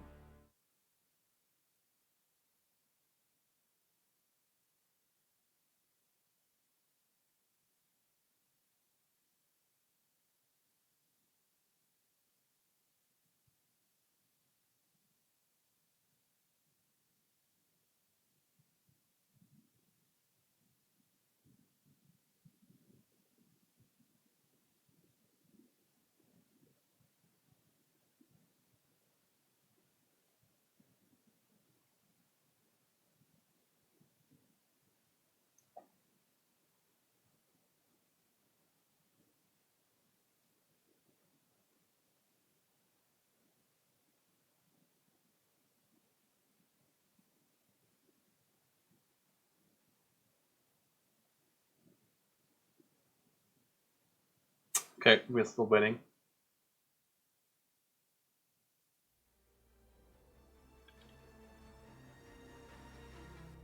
The right hill, yeah, this one is really important. But you also can win via this hill, or like as blue player pushing in here, and then shutting down the red player. It's not as easy as the red player pushing in over here. But if you get in, like yeah, if you get into if you get in over here, you can shut down a lot of stuff as well. Actually, this is the tree line you want to push in as the red one, I guess. While the blue one wants to get in here to shut down over here, and the flags over here directly behind the hole. And so if you get in here as the red player, you can just shut down the whole right section of the map. So yeah. And then yeah, it's the fight on the hill. If red gets through, they can also threaten all the roads over here. And if blue gets through, they can do the same over here, or just shut down the bridges and the reinforcement part for everything non-infantry into this hill. So yeah, it's a really interesting map. Yeah, Vasilly is still banning. Still waiting on this.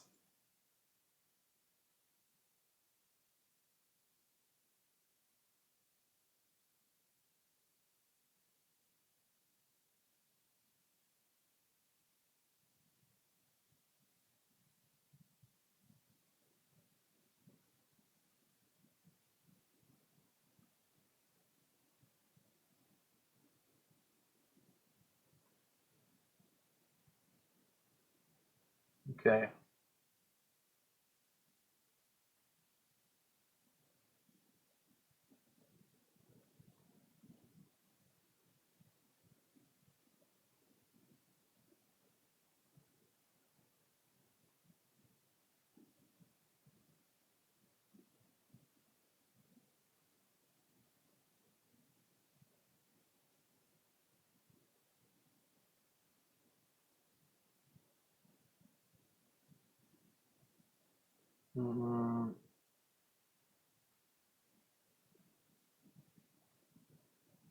With medium tanks. Everything that has Pack 40s and Sys 2s. So, yeah. I guess 352nd. We look for the Germans. 25th Panzer Grenadier.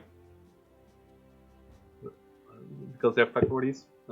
Jäger, not so much. They have one cut of Pack 40s, right? And Pack 36s, yeah, no, not that easily. So they have T-3485, so they can do it with those as well. And they have Ju-87 D3s. We have to look at the air tab, Pack 40s. Then if you have something bigger than normal medium tanks. So Ski Jäger can be useful there as well, especially after the buff they got. Harteneck has Pack 40s and Jagdpanzers, so they can do it as well. For the Soviets, it's all the guys with IL-237, so 85th, 26, 84th, 26. I mean, yeah, Karayova has a bit of a harder time, I think. Yeah. But they have Pack 40s at least. And Sys 3s, so they are doing okay-ish. They also get Tigers and Panthers, so Ami Krajova can do it. Not too big of a fan of them about it though. And yeah, 358, 184 can do it as well, as they both have Sys 2s, right? No. Okay, 358 was actually pretty good at it. 184 is okay at it. And then let's have a look at Turina. They only get the P2s, and they're pretty expensive, the P3s, the tanks, and they have at least 2 Sys 2 cards. So yeah, Turina can do it as well. Ninth has a pretty hard time, I remember, but they have Shermans themselves, so it's kind of fine. 126 will have a hard time, although they 126. Well, you have 2 Sys 2 cards, but yeah, you have to pretty much rely on them and the Hurricanes to do it. Everything else of you doesn't really deal with tanks. So yeah, don't know if you want to rely on that completely. And the Hurricanes are not the best anti-tank rockets lanes. Yeah, Kuriku has a hard time for sure. Rapana as well. 122nd Infantry can do it as well. They have Pack 40s, 2 cards. You don't need the Pack 43s then. And you have the Stooks. And you have... no, you don't. You don't have an anti-tank plane. But you have the Stooks and the Pack 40s. That should be enough. Actually, not having a Ju-87 anti-tank plane hurts that division a lot.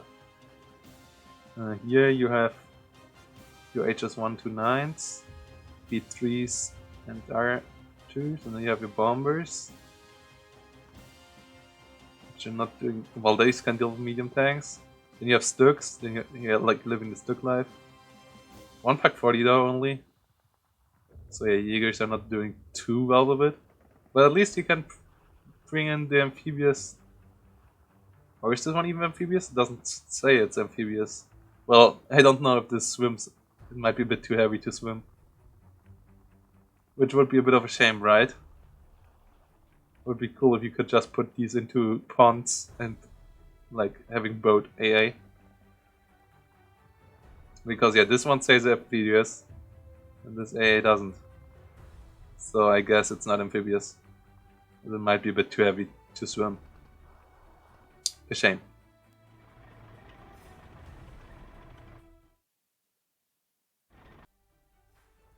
Yep, it's a lot of divisions now to choose from. Kissingya gave me the update. So, again, the bands. We're playing on Slutsk. Bands from Kissingya against Vasilly. 84th Guards, 29th Tanks, 3rd Canadian, and the 3rd Guard Armored. And the bands from Vasilly against Kissingya, who plays Axis. 78th Storm, 21st Panzer, 352nd, and Hermann Göring. Which is an interesting division band pattern, as that leaves open Hartenack, as that leaves open Panzer.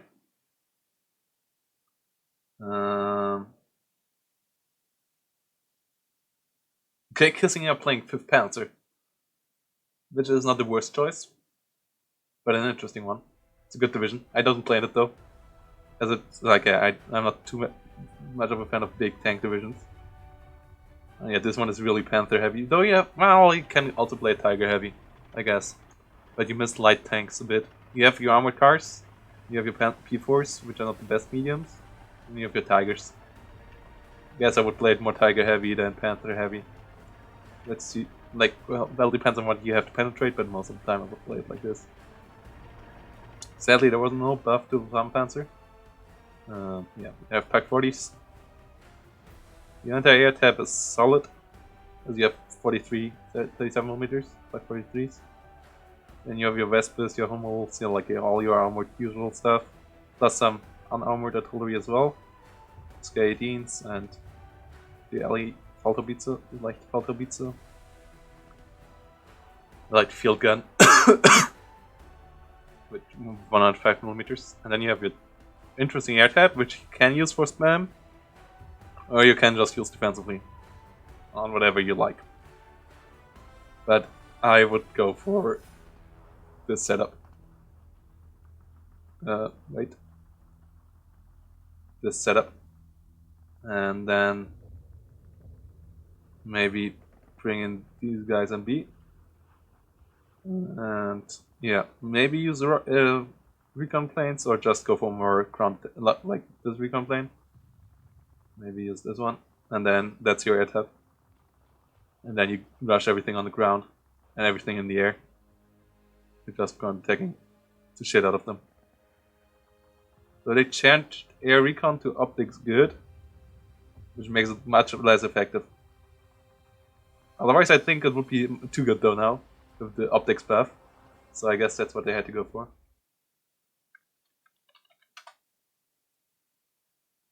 Hey, Metalface. How are you doing?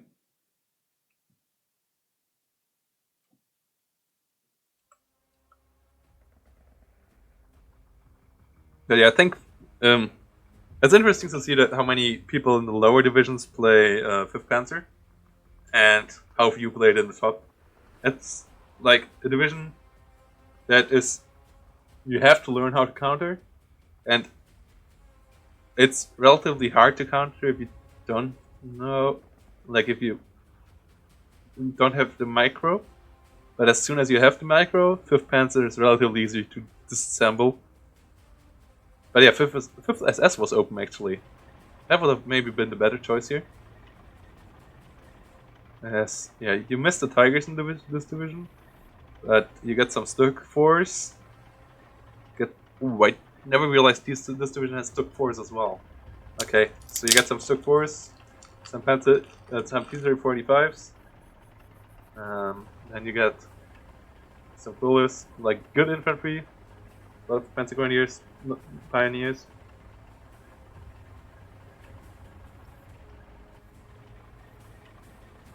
The Su-76 tank destroyer, the Jagdpanzer 4s, which are amazing.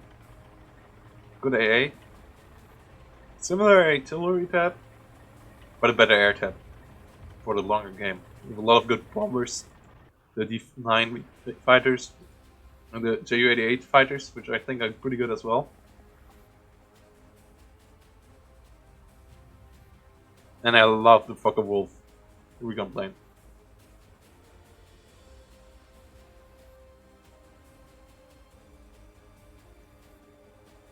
Recon tab is not as good though as for Panzer, so I guess they're both good. Both similar.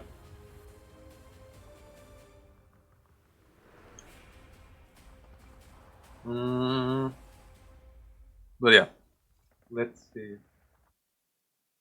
Ooh. Okay, Vasilly plays Wyborg. Really interested to see what income they play. Okay.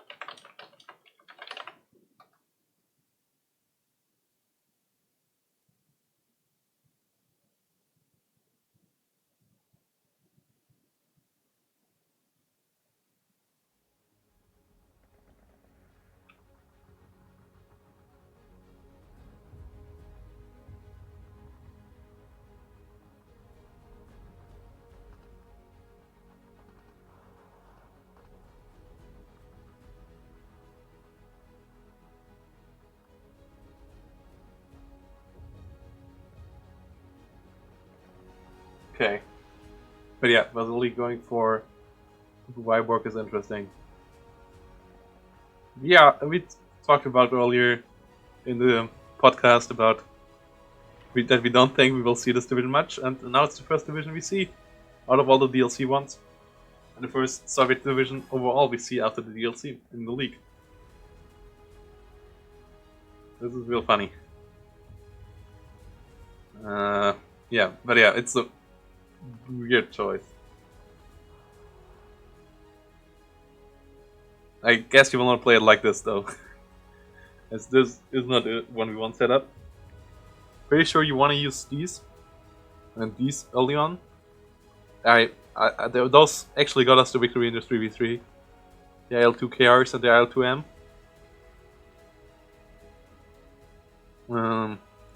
So I think the air setup is relatively good here. Maybe you want to use these and B. Or these. Like, that's your liking. You want to have 500 kilogram bombs to kill, like, heavy AA guns, or kill medium tanks, or heavy tanks even. Or if you want to go for the anti-infantry 100 kilogram bombs. Yeah, the infantry tab is actually kind of how I would go for it. Yeah, you cannot really get better setup. Maybe you get the Stormovikis and C. No, that's not really worth it. Actually, maybe change this. 3 NA. It's not really great either. Stormoviki rocks are not much better. That's ugly. Like, really, this infantry tab is hurting so much. I think Kissingya worked on his anti-tank capabilities, so yeah. Let's see how many, let's see what the income is. And let's see how many IS-2s we will see. Hopefully we don't see 20.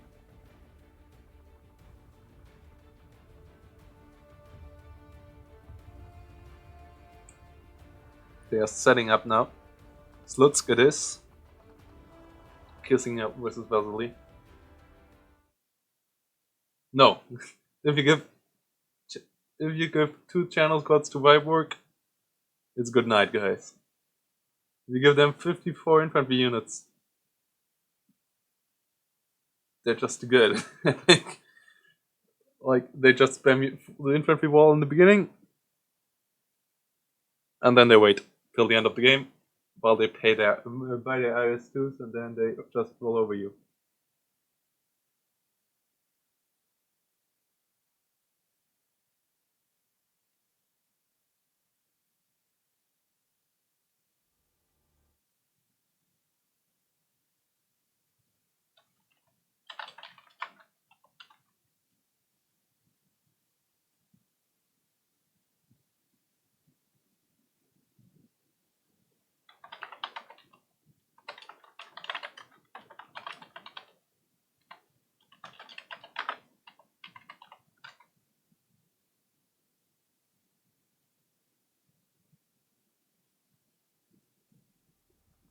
Okay, let's change to running games.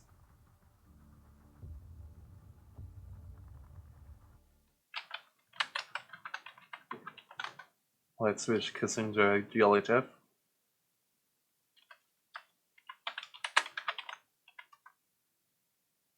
Same goes to Vasilly.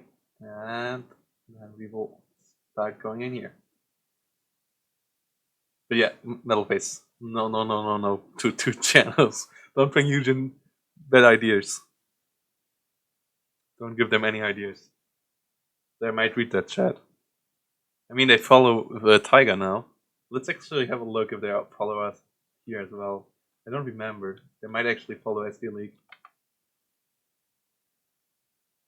from like last year.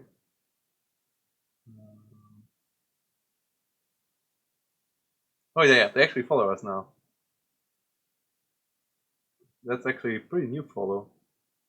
It never popped up. Okay, Eugen System is following us now. Tosga is following us. Okay, but yeah.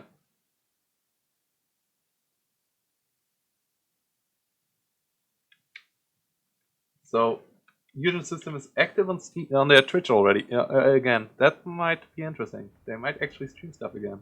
That would be really cool.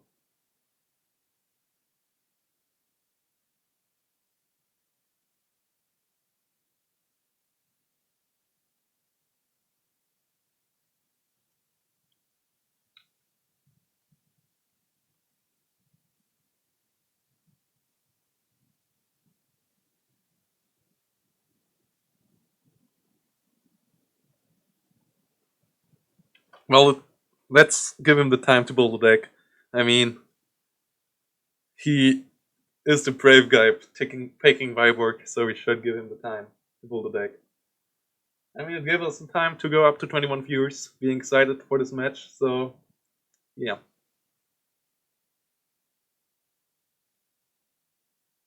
And yeah, that's the Twitch link to Eugen Systems, guys. I would follow it if I would be you, just to be sure to not miss if they ever stream something in the upcoming future. Because yeah, rumors are they will do that. A monster in his group, I think. Like Vasilly is pretty good.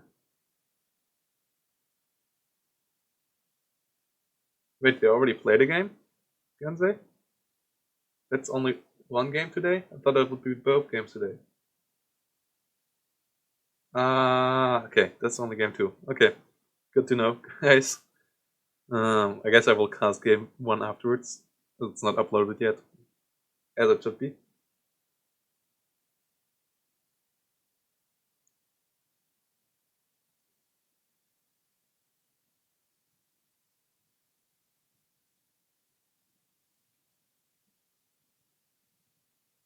Okay, here we go. Session is full, right? Let's jump into spectator mode.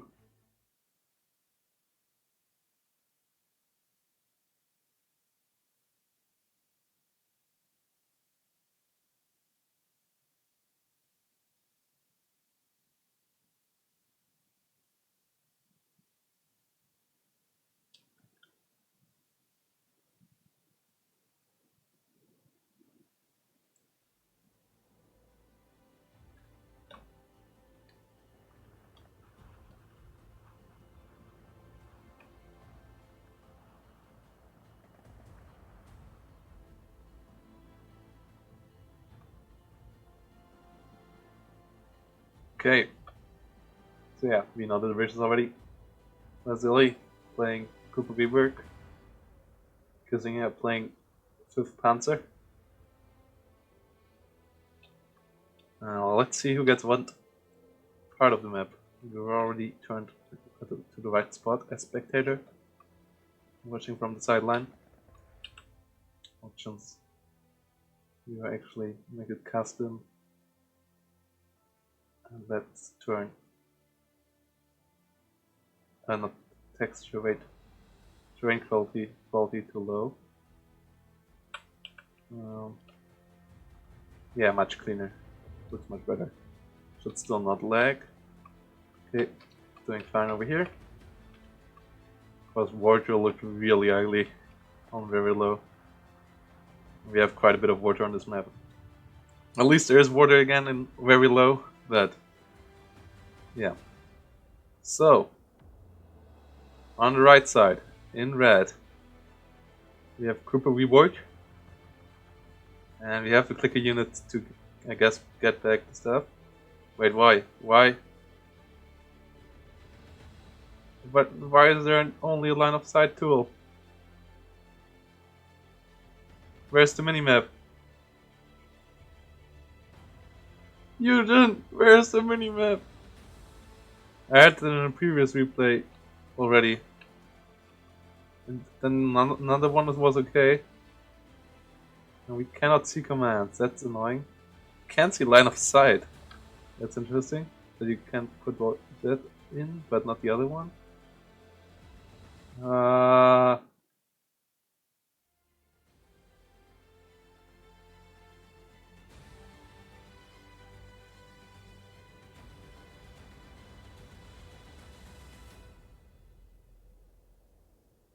Well, yeah, I couldn't place Alexander any better. I didn't have any more information about him than his own evaluation. And I couldn't find him on the leaderboard. I couldn't find him in any other tournaments, so that's where I placed him. Manual deployment. Interface. Yeah, I already have the panel on. No. I already have that on. That's for replays, guys. Oh! Oh wow. Okay, and now I can also see orders? Can I see orders now? That would be cool, okay. Okay, you have to... Okay, that's... No! Go away. Auto deploy button. Go away. Well, I guess it goes away at the end.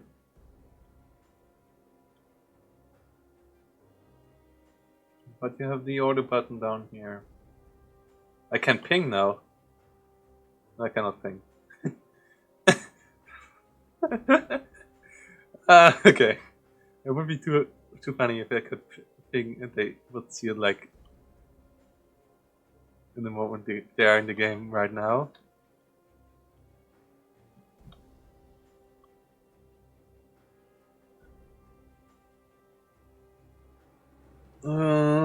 Kissing. What other spectators could see that? That would be funny, at least. Okay, but we at least have the minimap back. That's all good already. And the actually the barks over here. Okay. Yeah, a lot of all those slide bugs are annoying.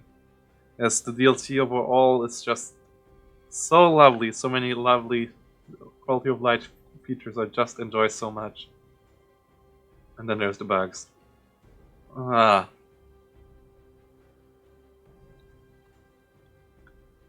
the weird change stuff missing. Yeah, Vasilly is going for the Vanguard, and Kissingya is going for the counterplay. I think that is flatline. Well, at least people call it the counterplay. I'm not 100% sold on it being the counterplay. I mean, you only get ahead in income in minute 25, and then only slowly. I mean, you're behind 200 points and then 100 points at minute 20. And then, yeah, you need till 25 to get even. So I'm not 100% told if Flatline is really the counter, because with the 200 points Vasilly gets extra in the early game, he could trade more efficiently, he could get bigger units faster and stuff. But some people called Flatline the counterplay to Vanguard, because Vanguard only has 200 points advantage on A, but yeah, Flatline also doesn't get much more than hit later on, so yeah, we will have to see. I think it's relatively even, and it really depends on the map you play, on the deck you play. So I think Flatline is good for tank divisions, German tank divisions at it, German Panzer divisions, because you get enough points for buying a Panther or a Tiger per minute, all game long, which is a good thing.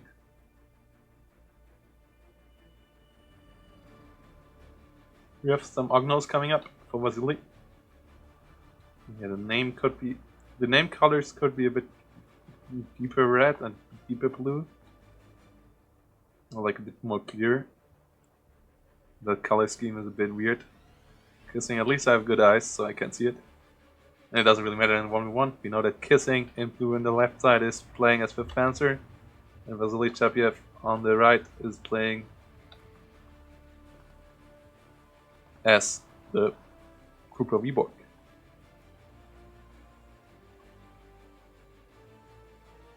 Taking his time for deployment.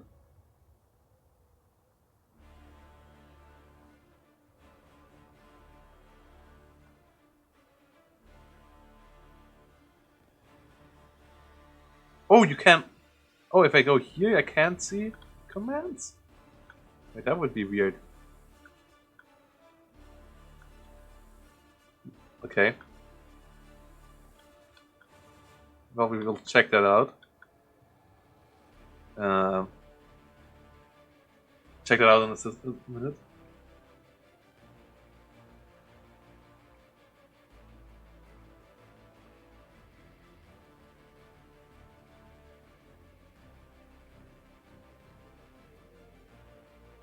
Well, as I said, I don't know if it's actually the edge. I think it's a good. Flatline is really good for Panzer divisions. But yeah, with 150 points. How many points are the IS-2 43s? They are 145 points, right? So you can afford one permanent NA with that as well. Aren't they? Or are they 160 points? Yeah, 145. So you can afford them in A. With one tick per minute as well. So if you, I guess Vasilly has 2 of them in A. Maybe the leader one and the one normal one. And then the rest in B. That is a bit more expensive, but he at least can get one of them per minute as well. Early on. And that's good for him as well.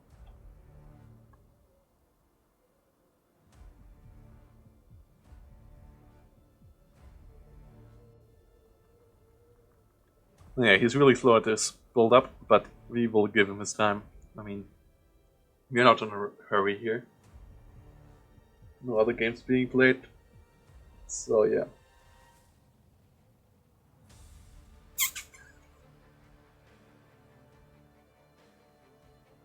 With Panzer's AT is pretty solid. Has Pack 40s. Has Pack 30s. No, has M42s. Like, yeah, right, these are M42s, right? No, Pack 36s. Okay. Not M42s, but Pack 36s. Or even both. They might have both. Pack 36s and M42s, and then they have Pack 40s. Don't know if they have Sys 3s as well, but yeah, I don't like Sys 3s anyways. They don't have any AT planes. They only have ground attacker planes. And fighter bombers. Or like, yeah, like ground attack bombers.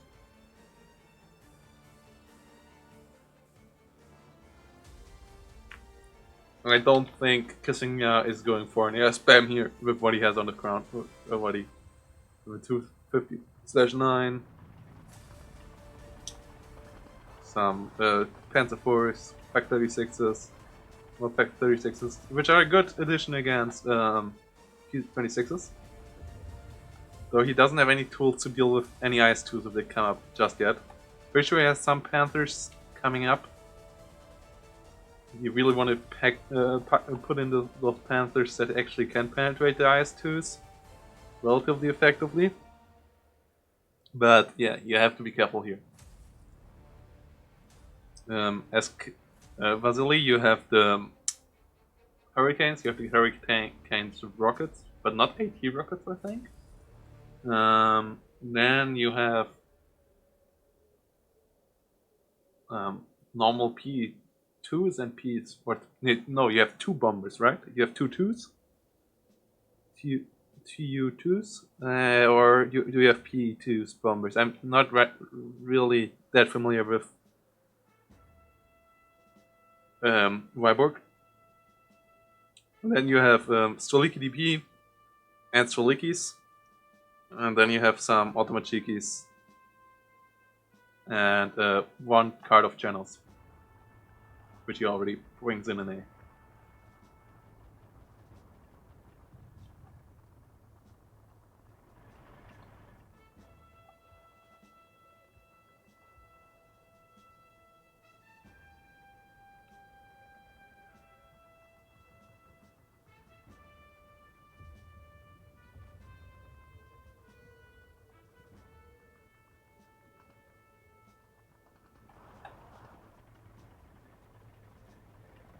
Brings in the Jebhark. Interesting. Maybe he brings it in as an anti-infantry unit. Or maybe he brings it in as a tool to support his airspam. If he comes in with the airspam, he might still come in with the airspam. I would be excited for a 5th Panzer airspam. Would be cheesy as hell, but I love myself a good airspam from time to time. And 5th Panzer has the potential. Even though Frublord will tell you otherwise, but don't listen to Frublord.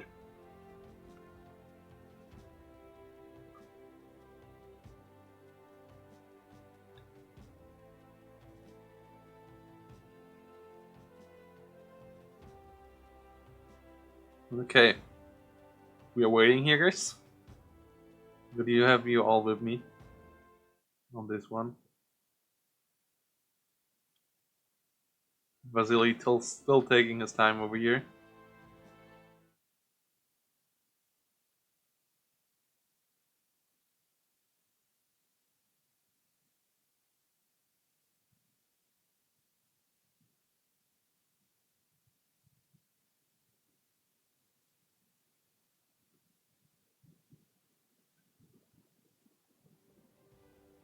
Yeah.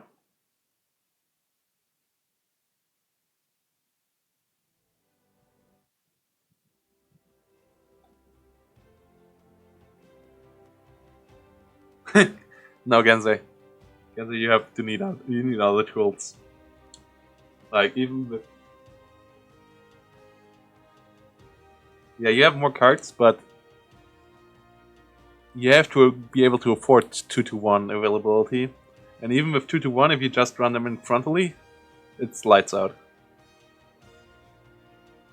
You can't engage ice. Like IS-2s, you usually have to use your Panther in combination with like some artillery or some bombs and then go in there for the kill. You usually don't want to do the direct pew pew. Or bait them with a Panzer IV from one side and then sneak with the Panther in from the other side and sight pop them. That did sound wrong. But yeah. Break the armor from the side.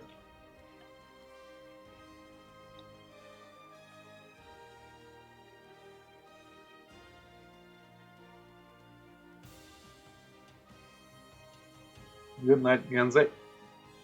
Have a nice night of sleep. My Swiss friend.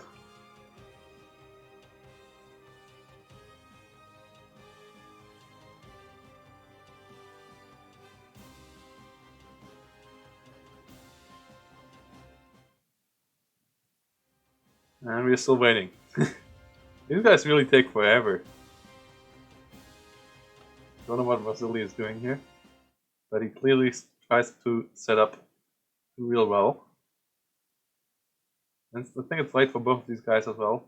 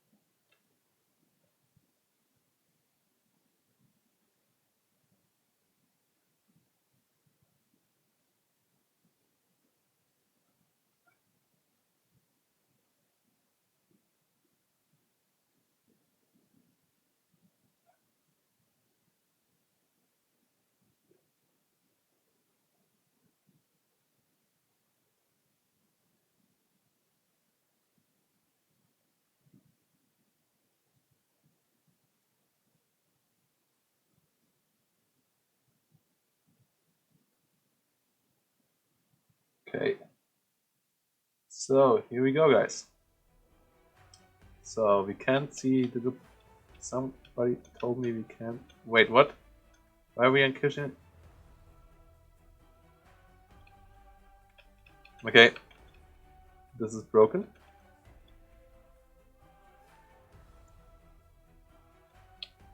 Yeah, okay.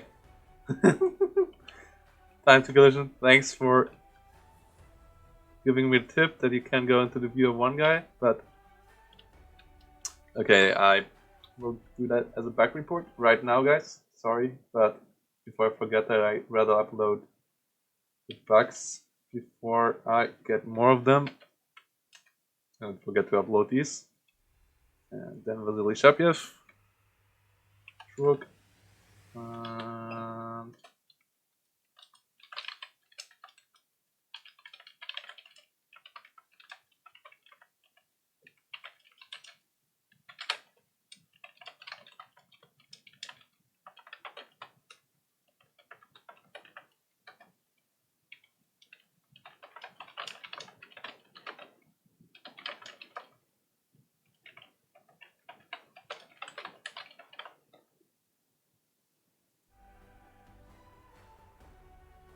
okay, so we have to wait without seeing any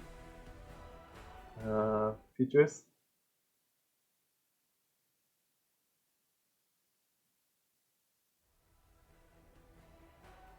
How do I unfocus for a second? No.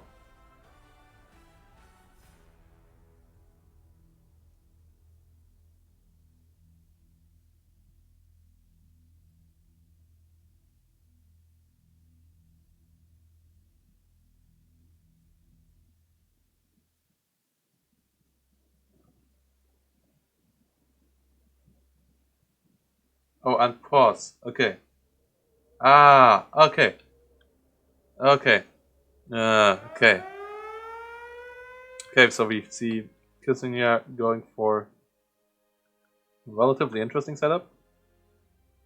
And then we have Vasilly's going for the Scout IL2KR. And aggressive setup over here, aggressive setup over here. Not really super aggressive though. Going for attacking with his L2KR now. Let's see how this plays out. Kissingya goes for, yeah, the full-on defensive setup. Even going to defend this flag over here, which is a bit of an overkill. As if you defend this flag shouldn't fall at all anyways. Leaving a couple of units behind. Let's go back to neutral.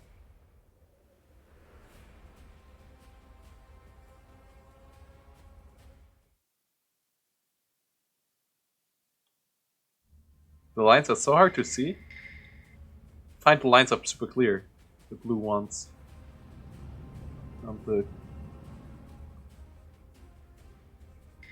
Find the lines much better now, actually. Like, I heard a lot of people complaining about the new lines. I like them much more. Don't know. Just my style, but yeah. I guess I'm part of the problem then. By not telling you to change them too much because I like them.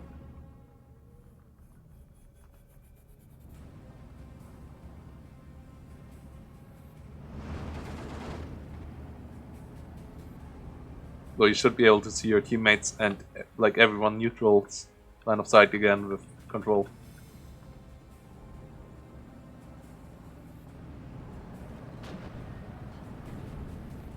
But I guess they have to kind of take it out of the all orders being shown functionality, because otherwise it would be just a map of orders for in team games and 7.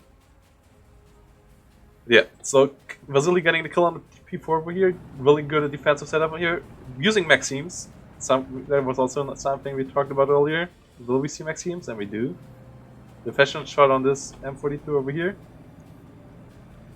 Maximes together with Arcnos and Channels moving forward. I guess you have to use the Maximes in this deck because that's extra infantry for you there. 4 Channels coming up. And IS2 coming up. IL2 still in the air. M42 gets a kill over here on an infantry unit. And yeah, more Arcnos coming up. Vasilly not seeing too much. moving in over here with all his units.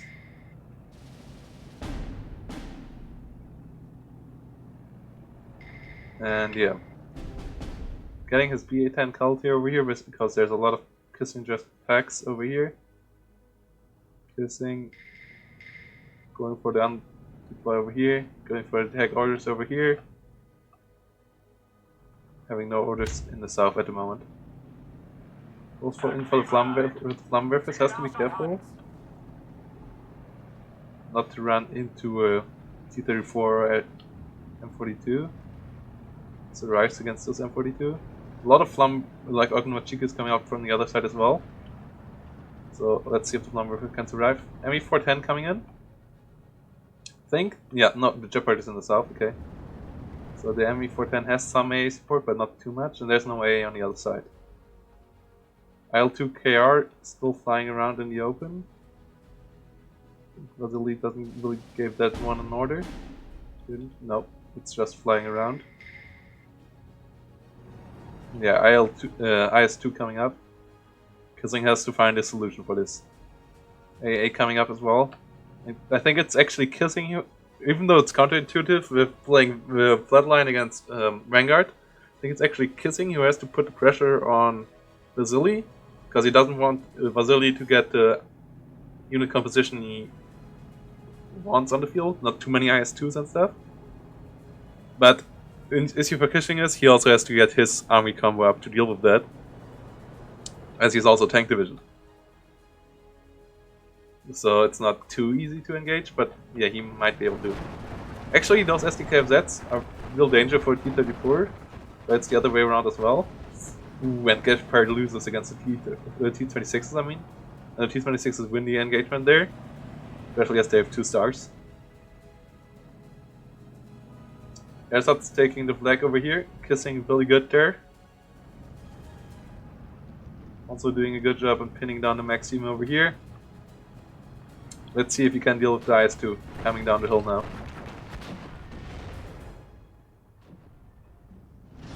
Panzer IV engaging as well, together with all these Panzer IVs. This might actually get a side shot on. And yeah, Vasilly realizing he shouldn't do that, moves backwards. Brings in M42. IL-2KR in the air. Flying around. T-26s in the south.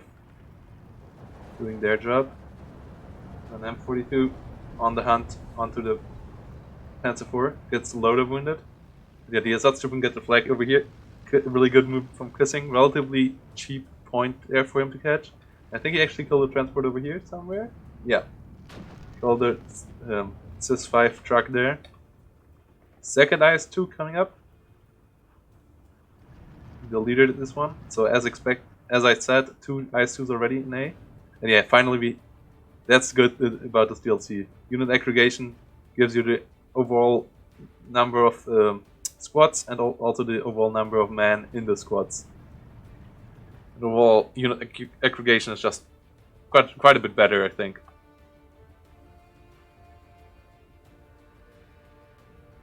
That's a good change they did there. So yeah, IS-2 killing 1 Panzer IV already. Tiger, Panzer IV, and more unit coming up. Ooh, 37mm gets the lucky kill on the ME410. That's good for Vasilly. Getting one of these annoying planes getting rid of one of these annoying planes. Let's see if Kissingya finds the solution for these IS-2. Engaging the Panzer with the Panzer IV 1 by 1 isn't the solution. And yeah, that might be the end of the. Yeah, there goes the Panzer IV. IS-2 down to only 4 AP shells though. Second one coming up. Let's see where this one goes. So this one is going. Wait, why does it show all orders when I put in? Okay, that's weird. Don't really know where this one is going.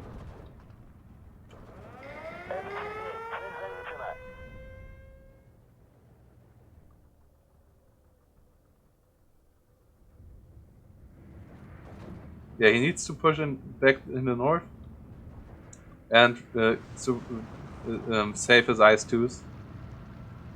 He has the ace, or one AA gun already. Should get a second one in. Should get a supply truck in for the IS-2, and then just bring in more infantry around. ME410 coming in to help out in the south. That's weird. Why did that disappear there? And ME410 disappears now. Panzer 4 against an M42. At least he got rid of the T-26s, which is a dangerous engagement for Panzer 4 as well. But yeah, second crit. It's interesting. Why did they change from a list of crits to just one crit shown at a time? That's weird. Didn't realize that in the beta. Beta. In German it's beta. I didn't realize it there. M42 gets killed. Killed the Panzer 4 before though. Ooh, the 410. Struggles here. Get behind. And then Kissingya calls it back. Tiger against IS-2. The IS-2 only has one more AP shell. But you don't want to get that AP shell into your face, and there's a second one coming up. So this Tiger should run for its life in a second. Pack 40 coming up from the side. Gets pinned down by the IL-2KR though. Good move there. And yeah, Kissingya needs his artillery, I guess, on this target. Sees the second IS-2, runs for his life. Right choice there. At least there's no more AP shells in this IS-2. Panzer 4 engages the IS-2 as well, I think, and that ends badly for the Panzer 4. Yeah, all the Panzer 4 is dead. Kissingya. Tiger engaging an M42 over here. Together with the SDK side, I think. So they should win that engagement over time. I guess the Tiger got side-shotted once there, and now it has its frontal armor shown. Pack 40 coming in.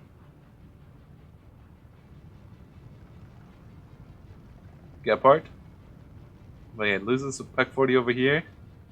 Kissingya getting a couple of bad losses.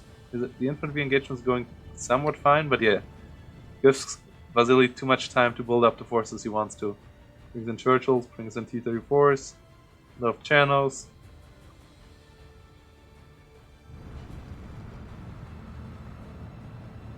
M42 actually might pin the Tiger before the Tiger pins the M42. PE2 bombers it is, not 2-2s. Okay, so PE2 bomber coming in. M410 coming in for the counter attack.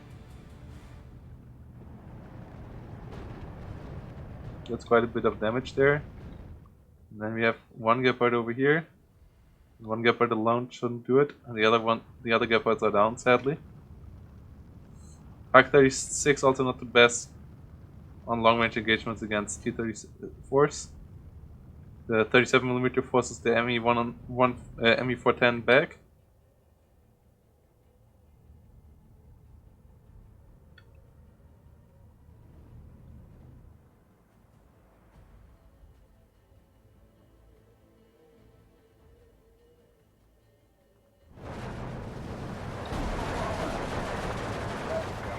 IL-2 is sitting on the field.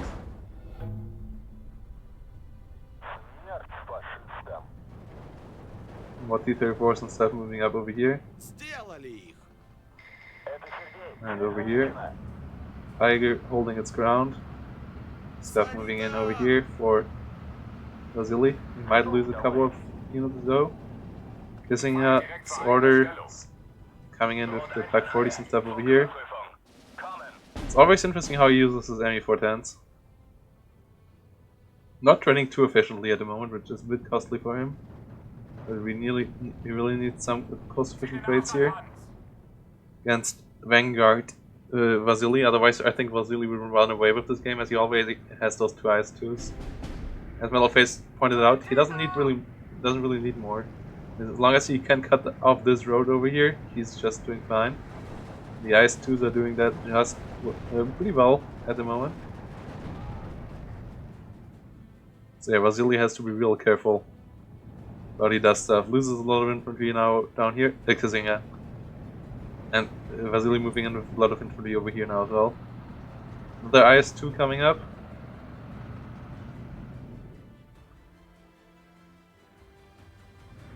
So yeah, 2 on A, first one on B comes up. A lot of B10s. I think this game looks really, really rough for Kissingya. And yeah, Kissingya is showing us how not to play against Viborg. Though, yeah, he got a bit of counter... Like, I guess, yeah, Vasilly counterpicked Kissingya. And yeah, Kissingya just doesn't have the offensive tools, capabilities to deal with Viborg here. And I think air spam might have been the right choice here, actually. To deal with Vasilly, to not letting him get too many IS-2s that get out of hand. Rather forcing him into other stuff. But it's, yeah, by now it gets real hard. Tries to engage the IS-2s over here. Pack 40. The PCR shells all fired up already. And now he gets engaged by the IS-2. Unfortunately, he shouldn't be able to penetrate it at all. Tiger over here gets killed by IS-2. So yeah, it looks real rough for Kissingya.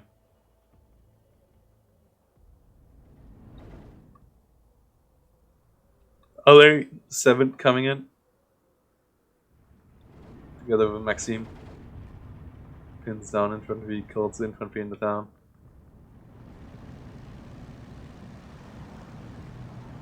IS-2 moving down the hill.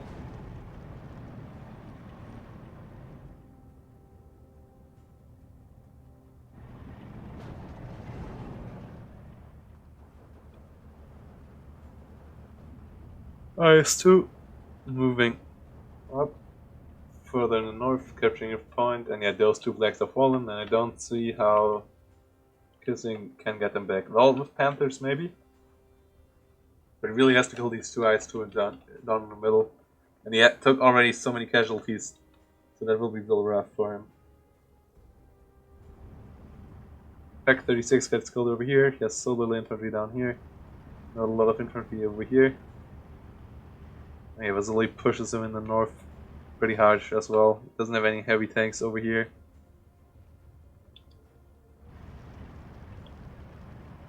Panther could actually engage this IS-2.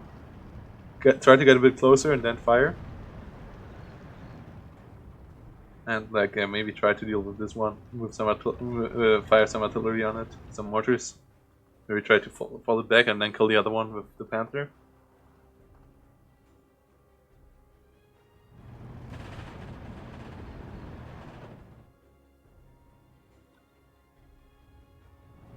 And yeah, stuff gets burned by Vasilly in over here. Relatively little left for Kissing as he can. Yes, yeah, his supply route down here got shut down real hard. A lot of stuff killed there. Pack 40 dies now as well. IS-2 is not pinned yet. And yeah, there's just so many infantry units for Vasilly around here. Now brings also up the Studebaker, that the AP shells and stuff get replenished, transmission damage gets repaired. And these IS-2s are back to business as usual.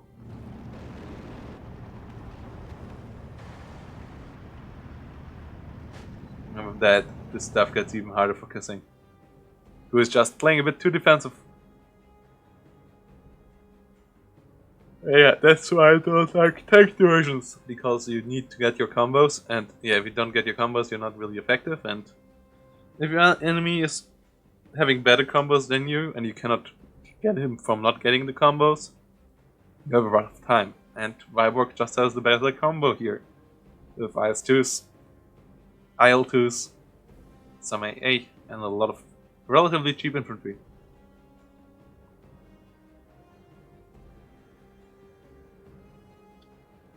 But basically, this game got won by the IS-2s, both in the north and the 2 in the center. Shutting down so many P4s, together with the anti-tank guns, shutting down this whole section of the map. All these 4 flags down here got pretty much demolished. And yeah. This Studebaker actually... Oh no, that's the repairing now. Yeah, Vasilly. Oh, you don't even see that end at the moment. Okay. So yeah, here he's repairing. He's... Your point doesn't even show you replenishment and stuff. Or it didn't for a moment there. So this ice 2 is fully replenished. This one is nearly fully replenished.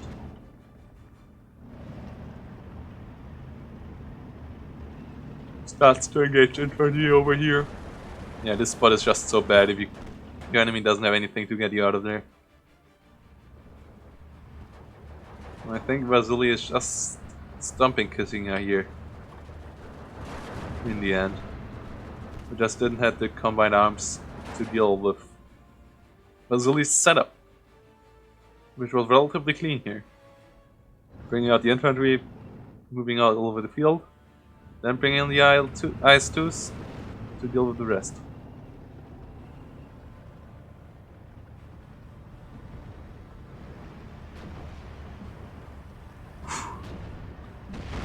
And this is Vasilly taking the 15-9 with the flag down here.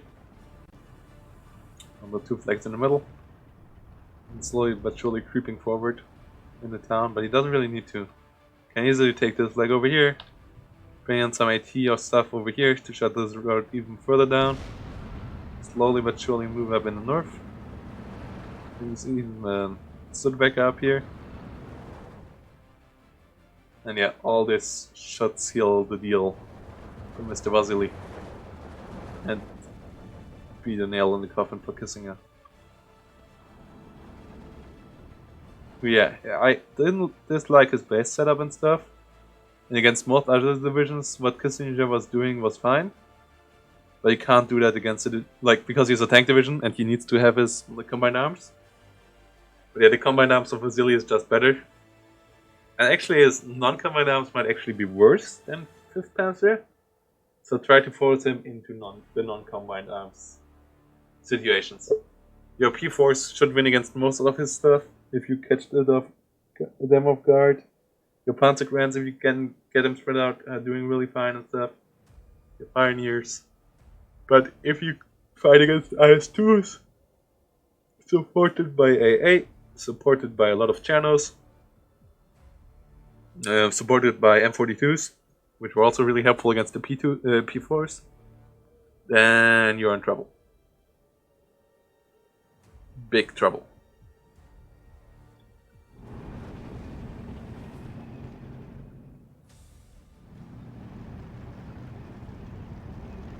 Yeah, here goes Vasilly shooting at Ersatztruppen. And yeah, he fully resupplies his IS-2s, brings in another IS-2 in the south, KV-1s as well, just as such an armored superiority. He's at a 16-8.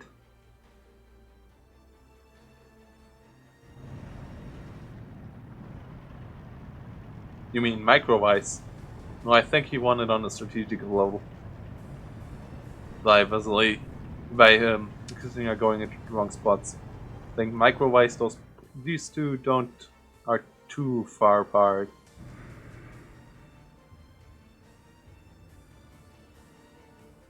Fucker Wolf coming in. So LA7 runs away. LA7 is pretty fast, so this Fucker Wolf shouldn't catch up.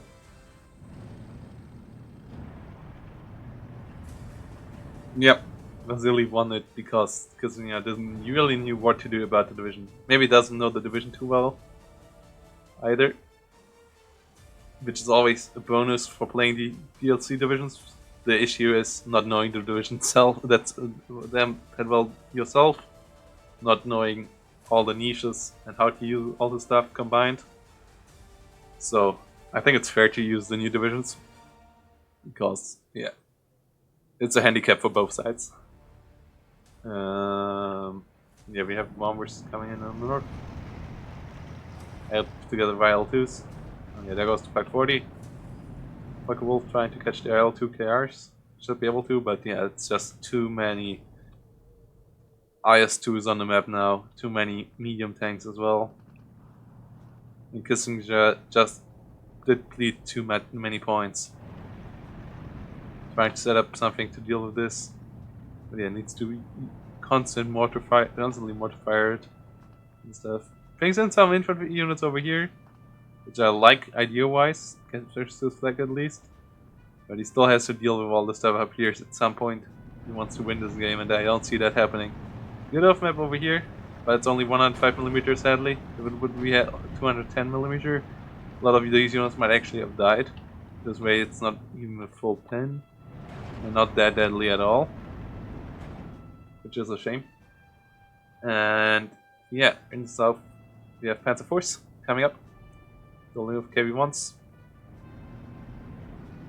Or trying to deal with KV-1s. Actually a pretty close duel.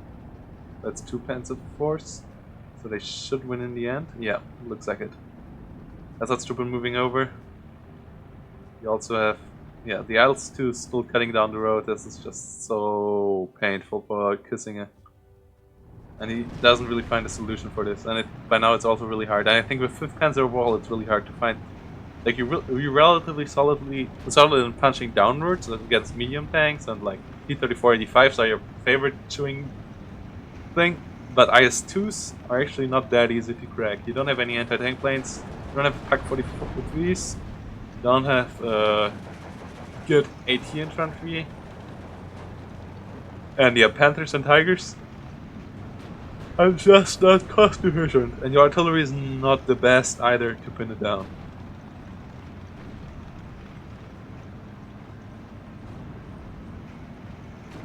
Peter Kautis, I think they are.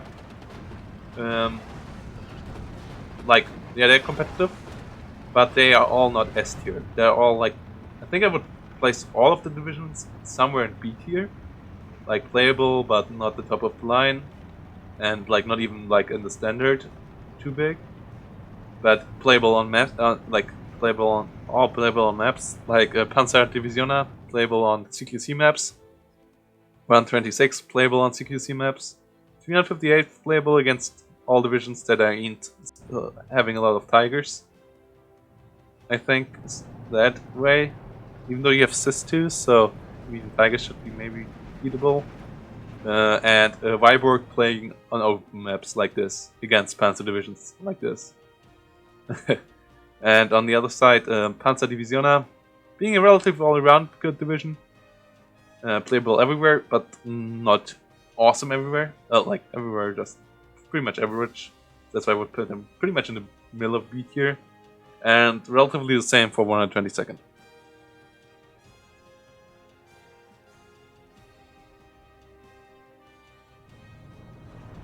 So I hope that answered was an answer to your question.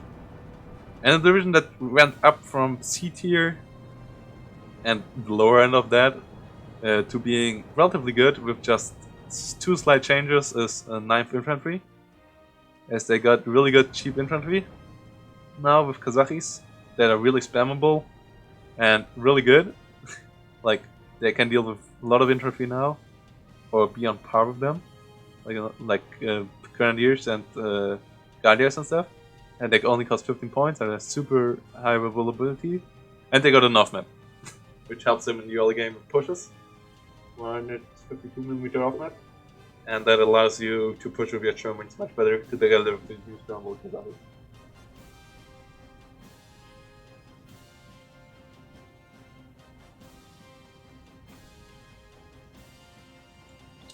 Yeah, 122nd and Panzer Divisiona on all CQC maps will be real ugly to play against.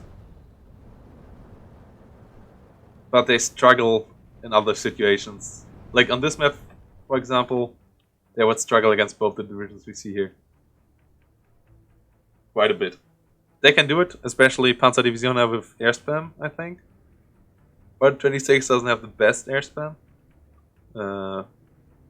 And it doesn't have... But they have relatively solid cheap artillery, which is helpful. Though you have to relearn a lot of stuff, I think, with the new divisions, as they play pretty different to other divisions. Yeah, Kissingya is still in his long death animation here, trying its best, bringing up 2 AA pieces here. Might actually get the kill. Yeah, gets the kill on here. After his Focke-Wulf already shot at the plane, and then it flew directly over a flak feeling and a 2-star Gepard. But yeah, He never found a solution for these one 2-star and one 1-star IS2s. We just him down forever, and now there's 2 more IS2s over here, and yeah, it's just Vasilly slowly but surely tightening the string around the neck of Kissing.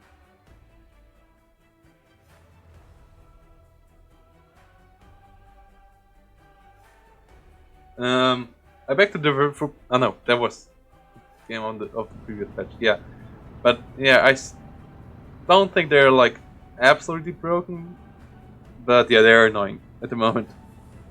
But that should be fixed relatively soon. And yeah, here we see IS2s in direct duels against Panthers. Shut down 1, shut down 2. And the last one, which shouldn't get to kill either. Yeah, just pins a bit more. Now the loader of the Panther. The Panther should get 1 more shot, but there's another IS2 already on the way. And it pings off again. The IS2 actually might get the kill here on the last one. Nope. Still has a couple of shots left though. This one I actually might have killed the one up here.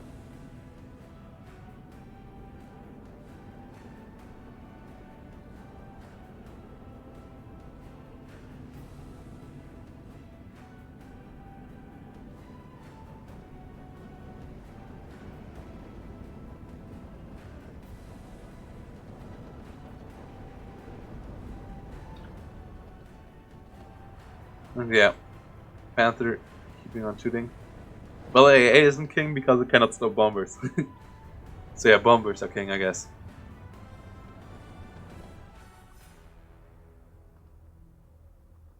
And yeah, you have to like somehow micro your fighters like real hard to do stuff. But I was able to do it with my fighters in the last games I played. Against Go, for example, my fighters did pretty well. Shut down his bombers, did shut down his planes as well. But yeah, it's goofy, and they will they are working on it. On that, they're working for sure. Don't know about all the other bugs.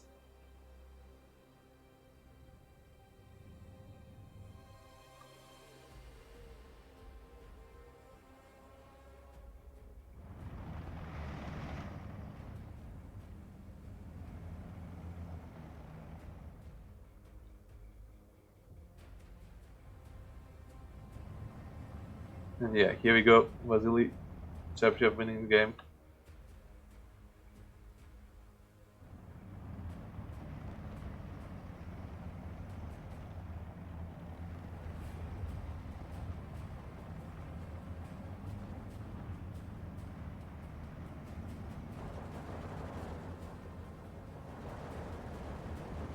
Alright, 410 coming in. Well, yeah.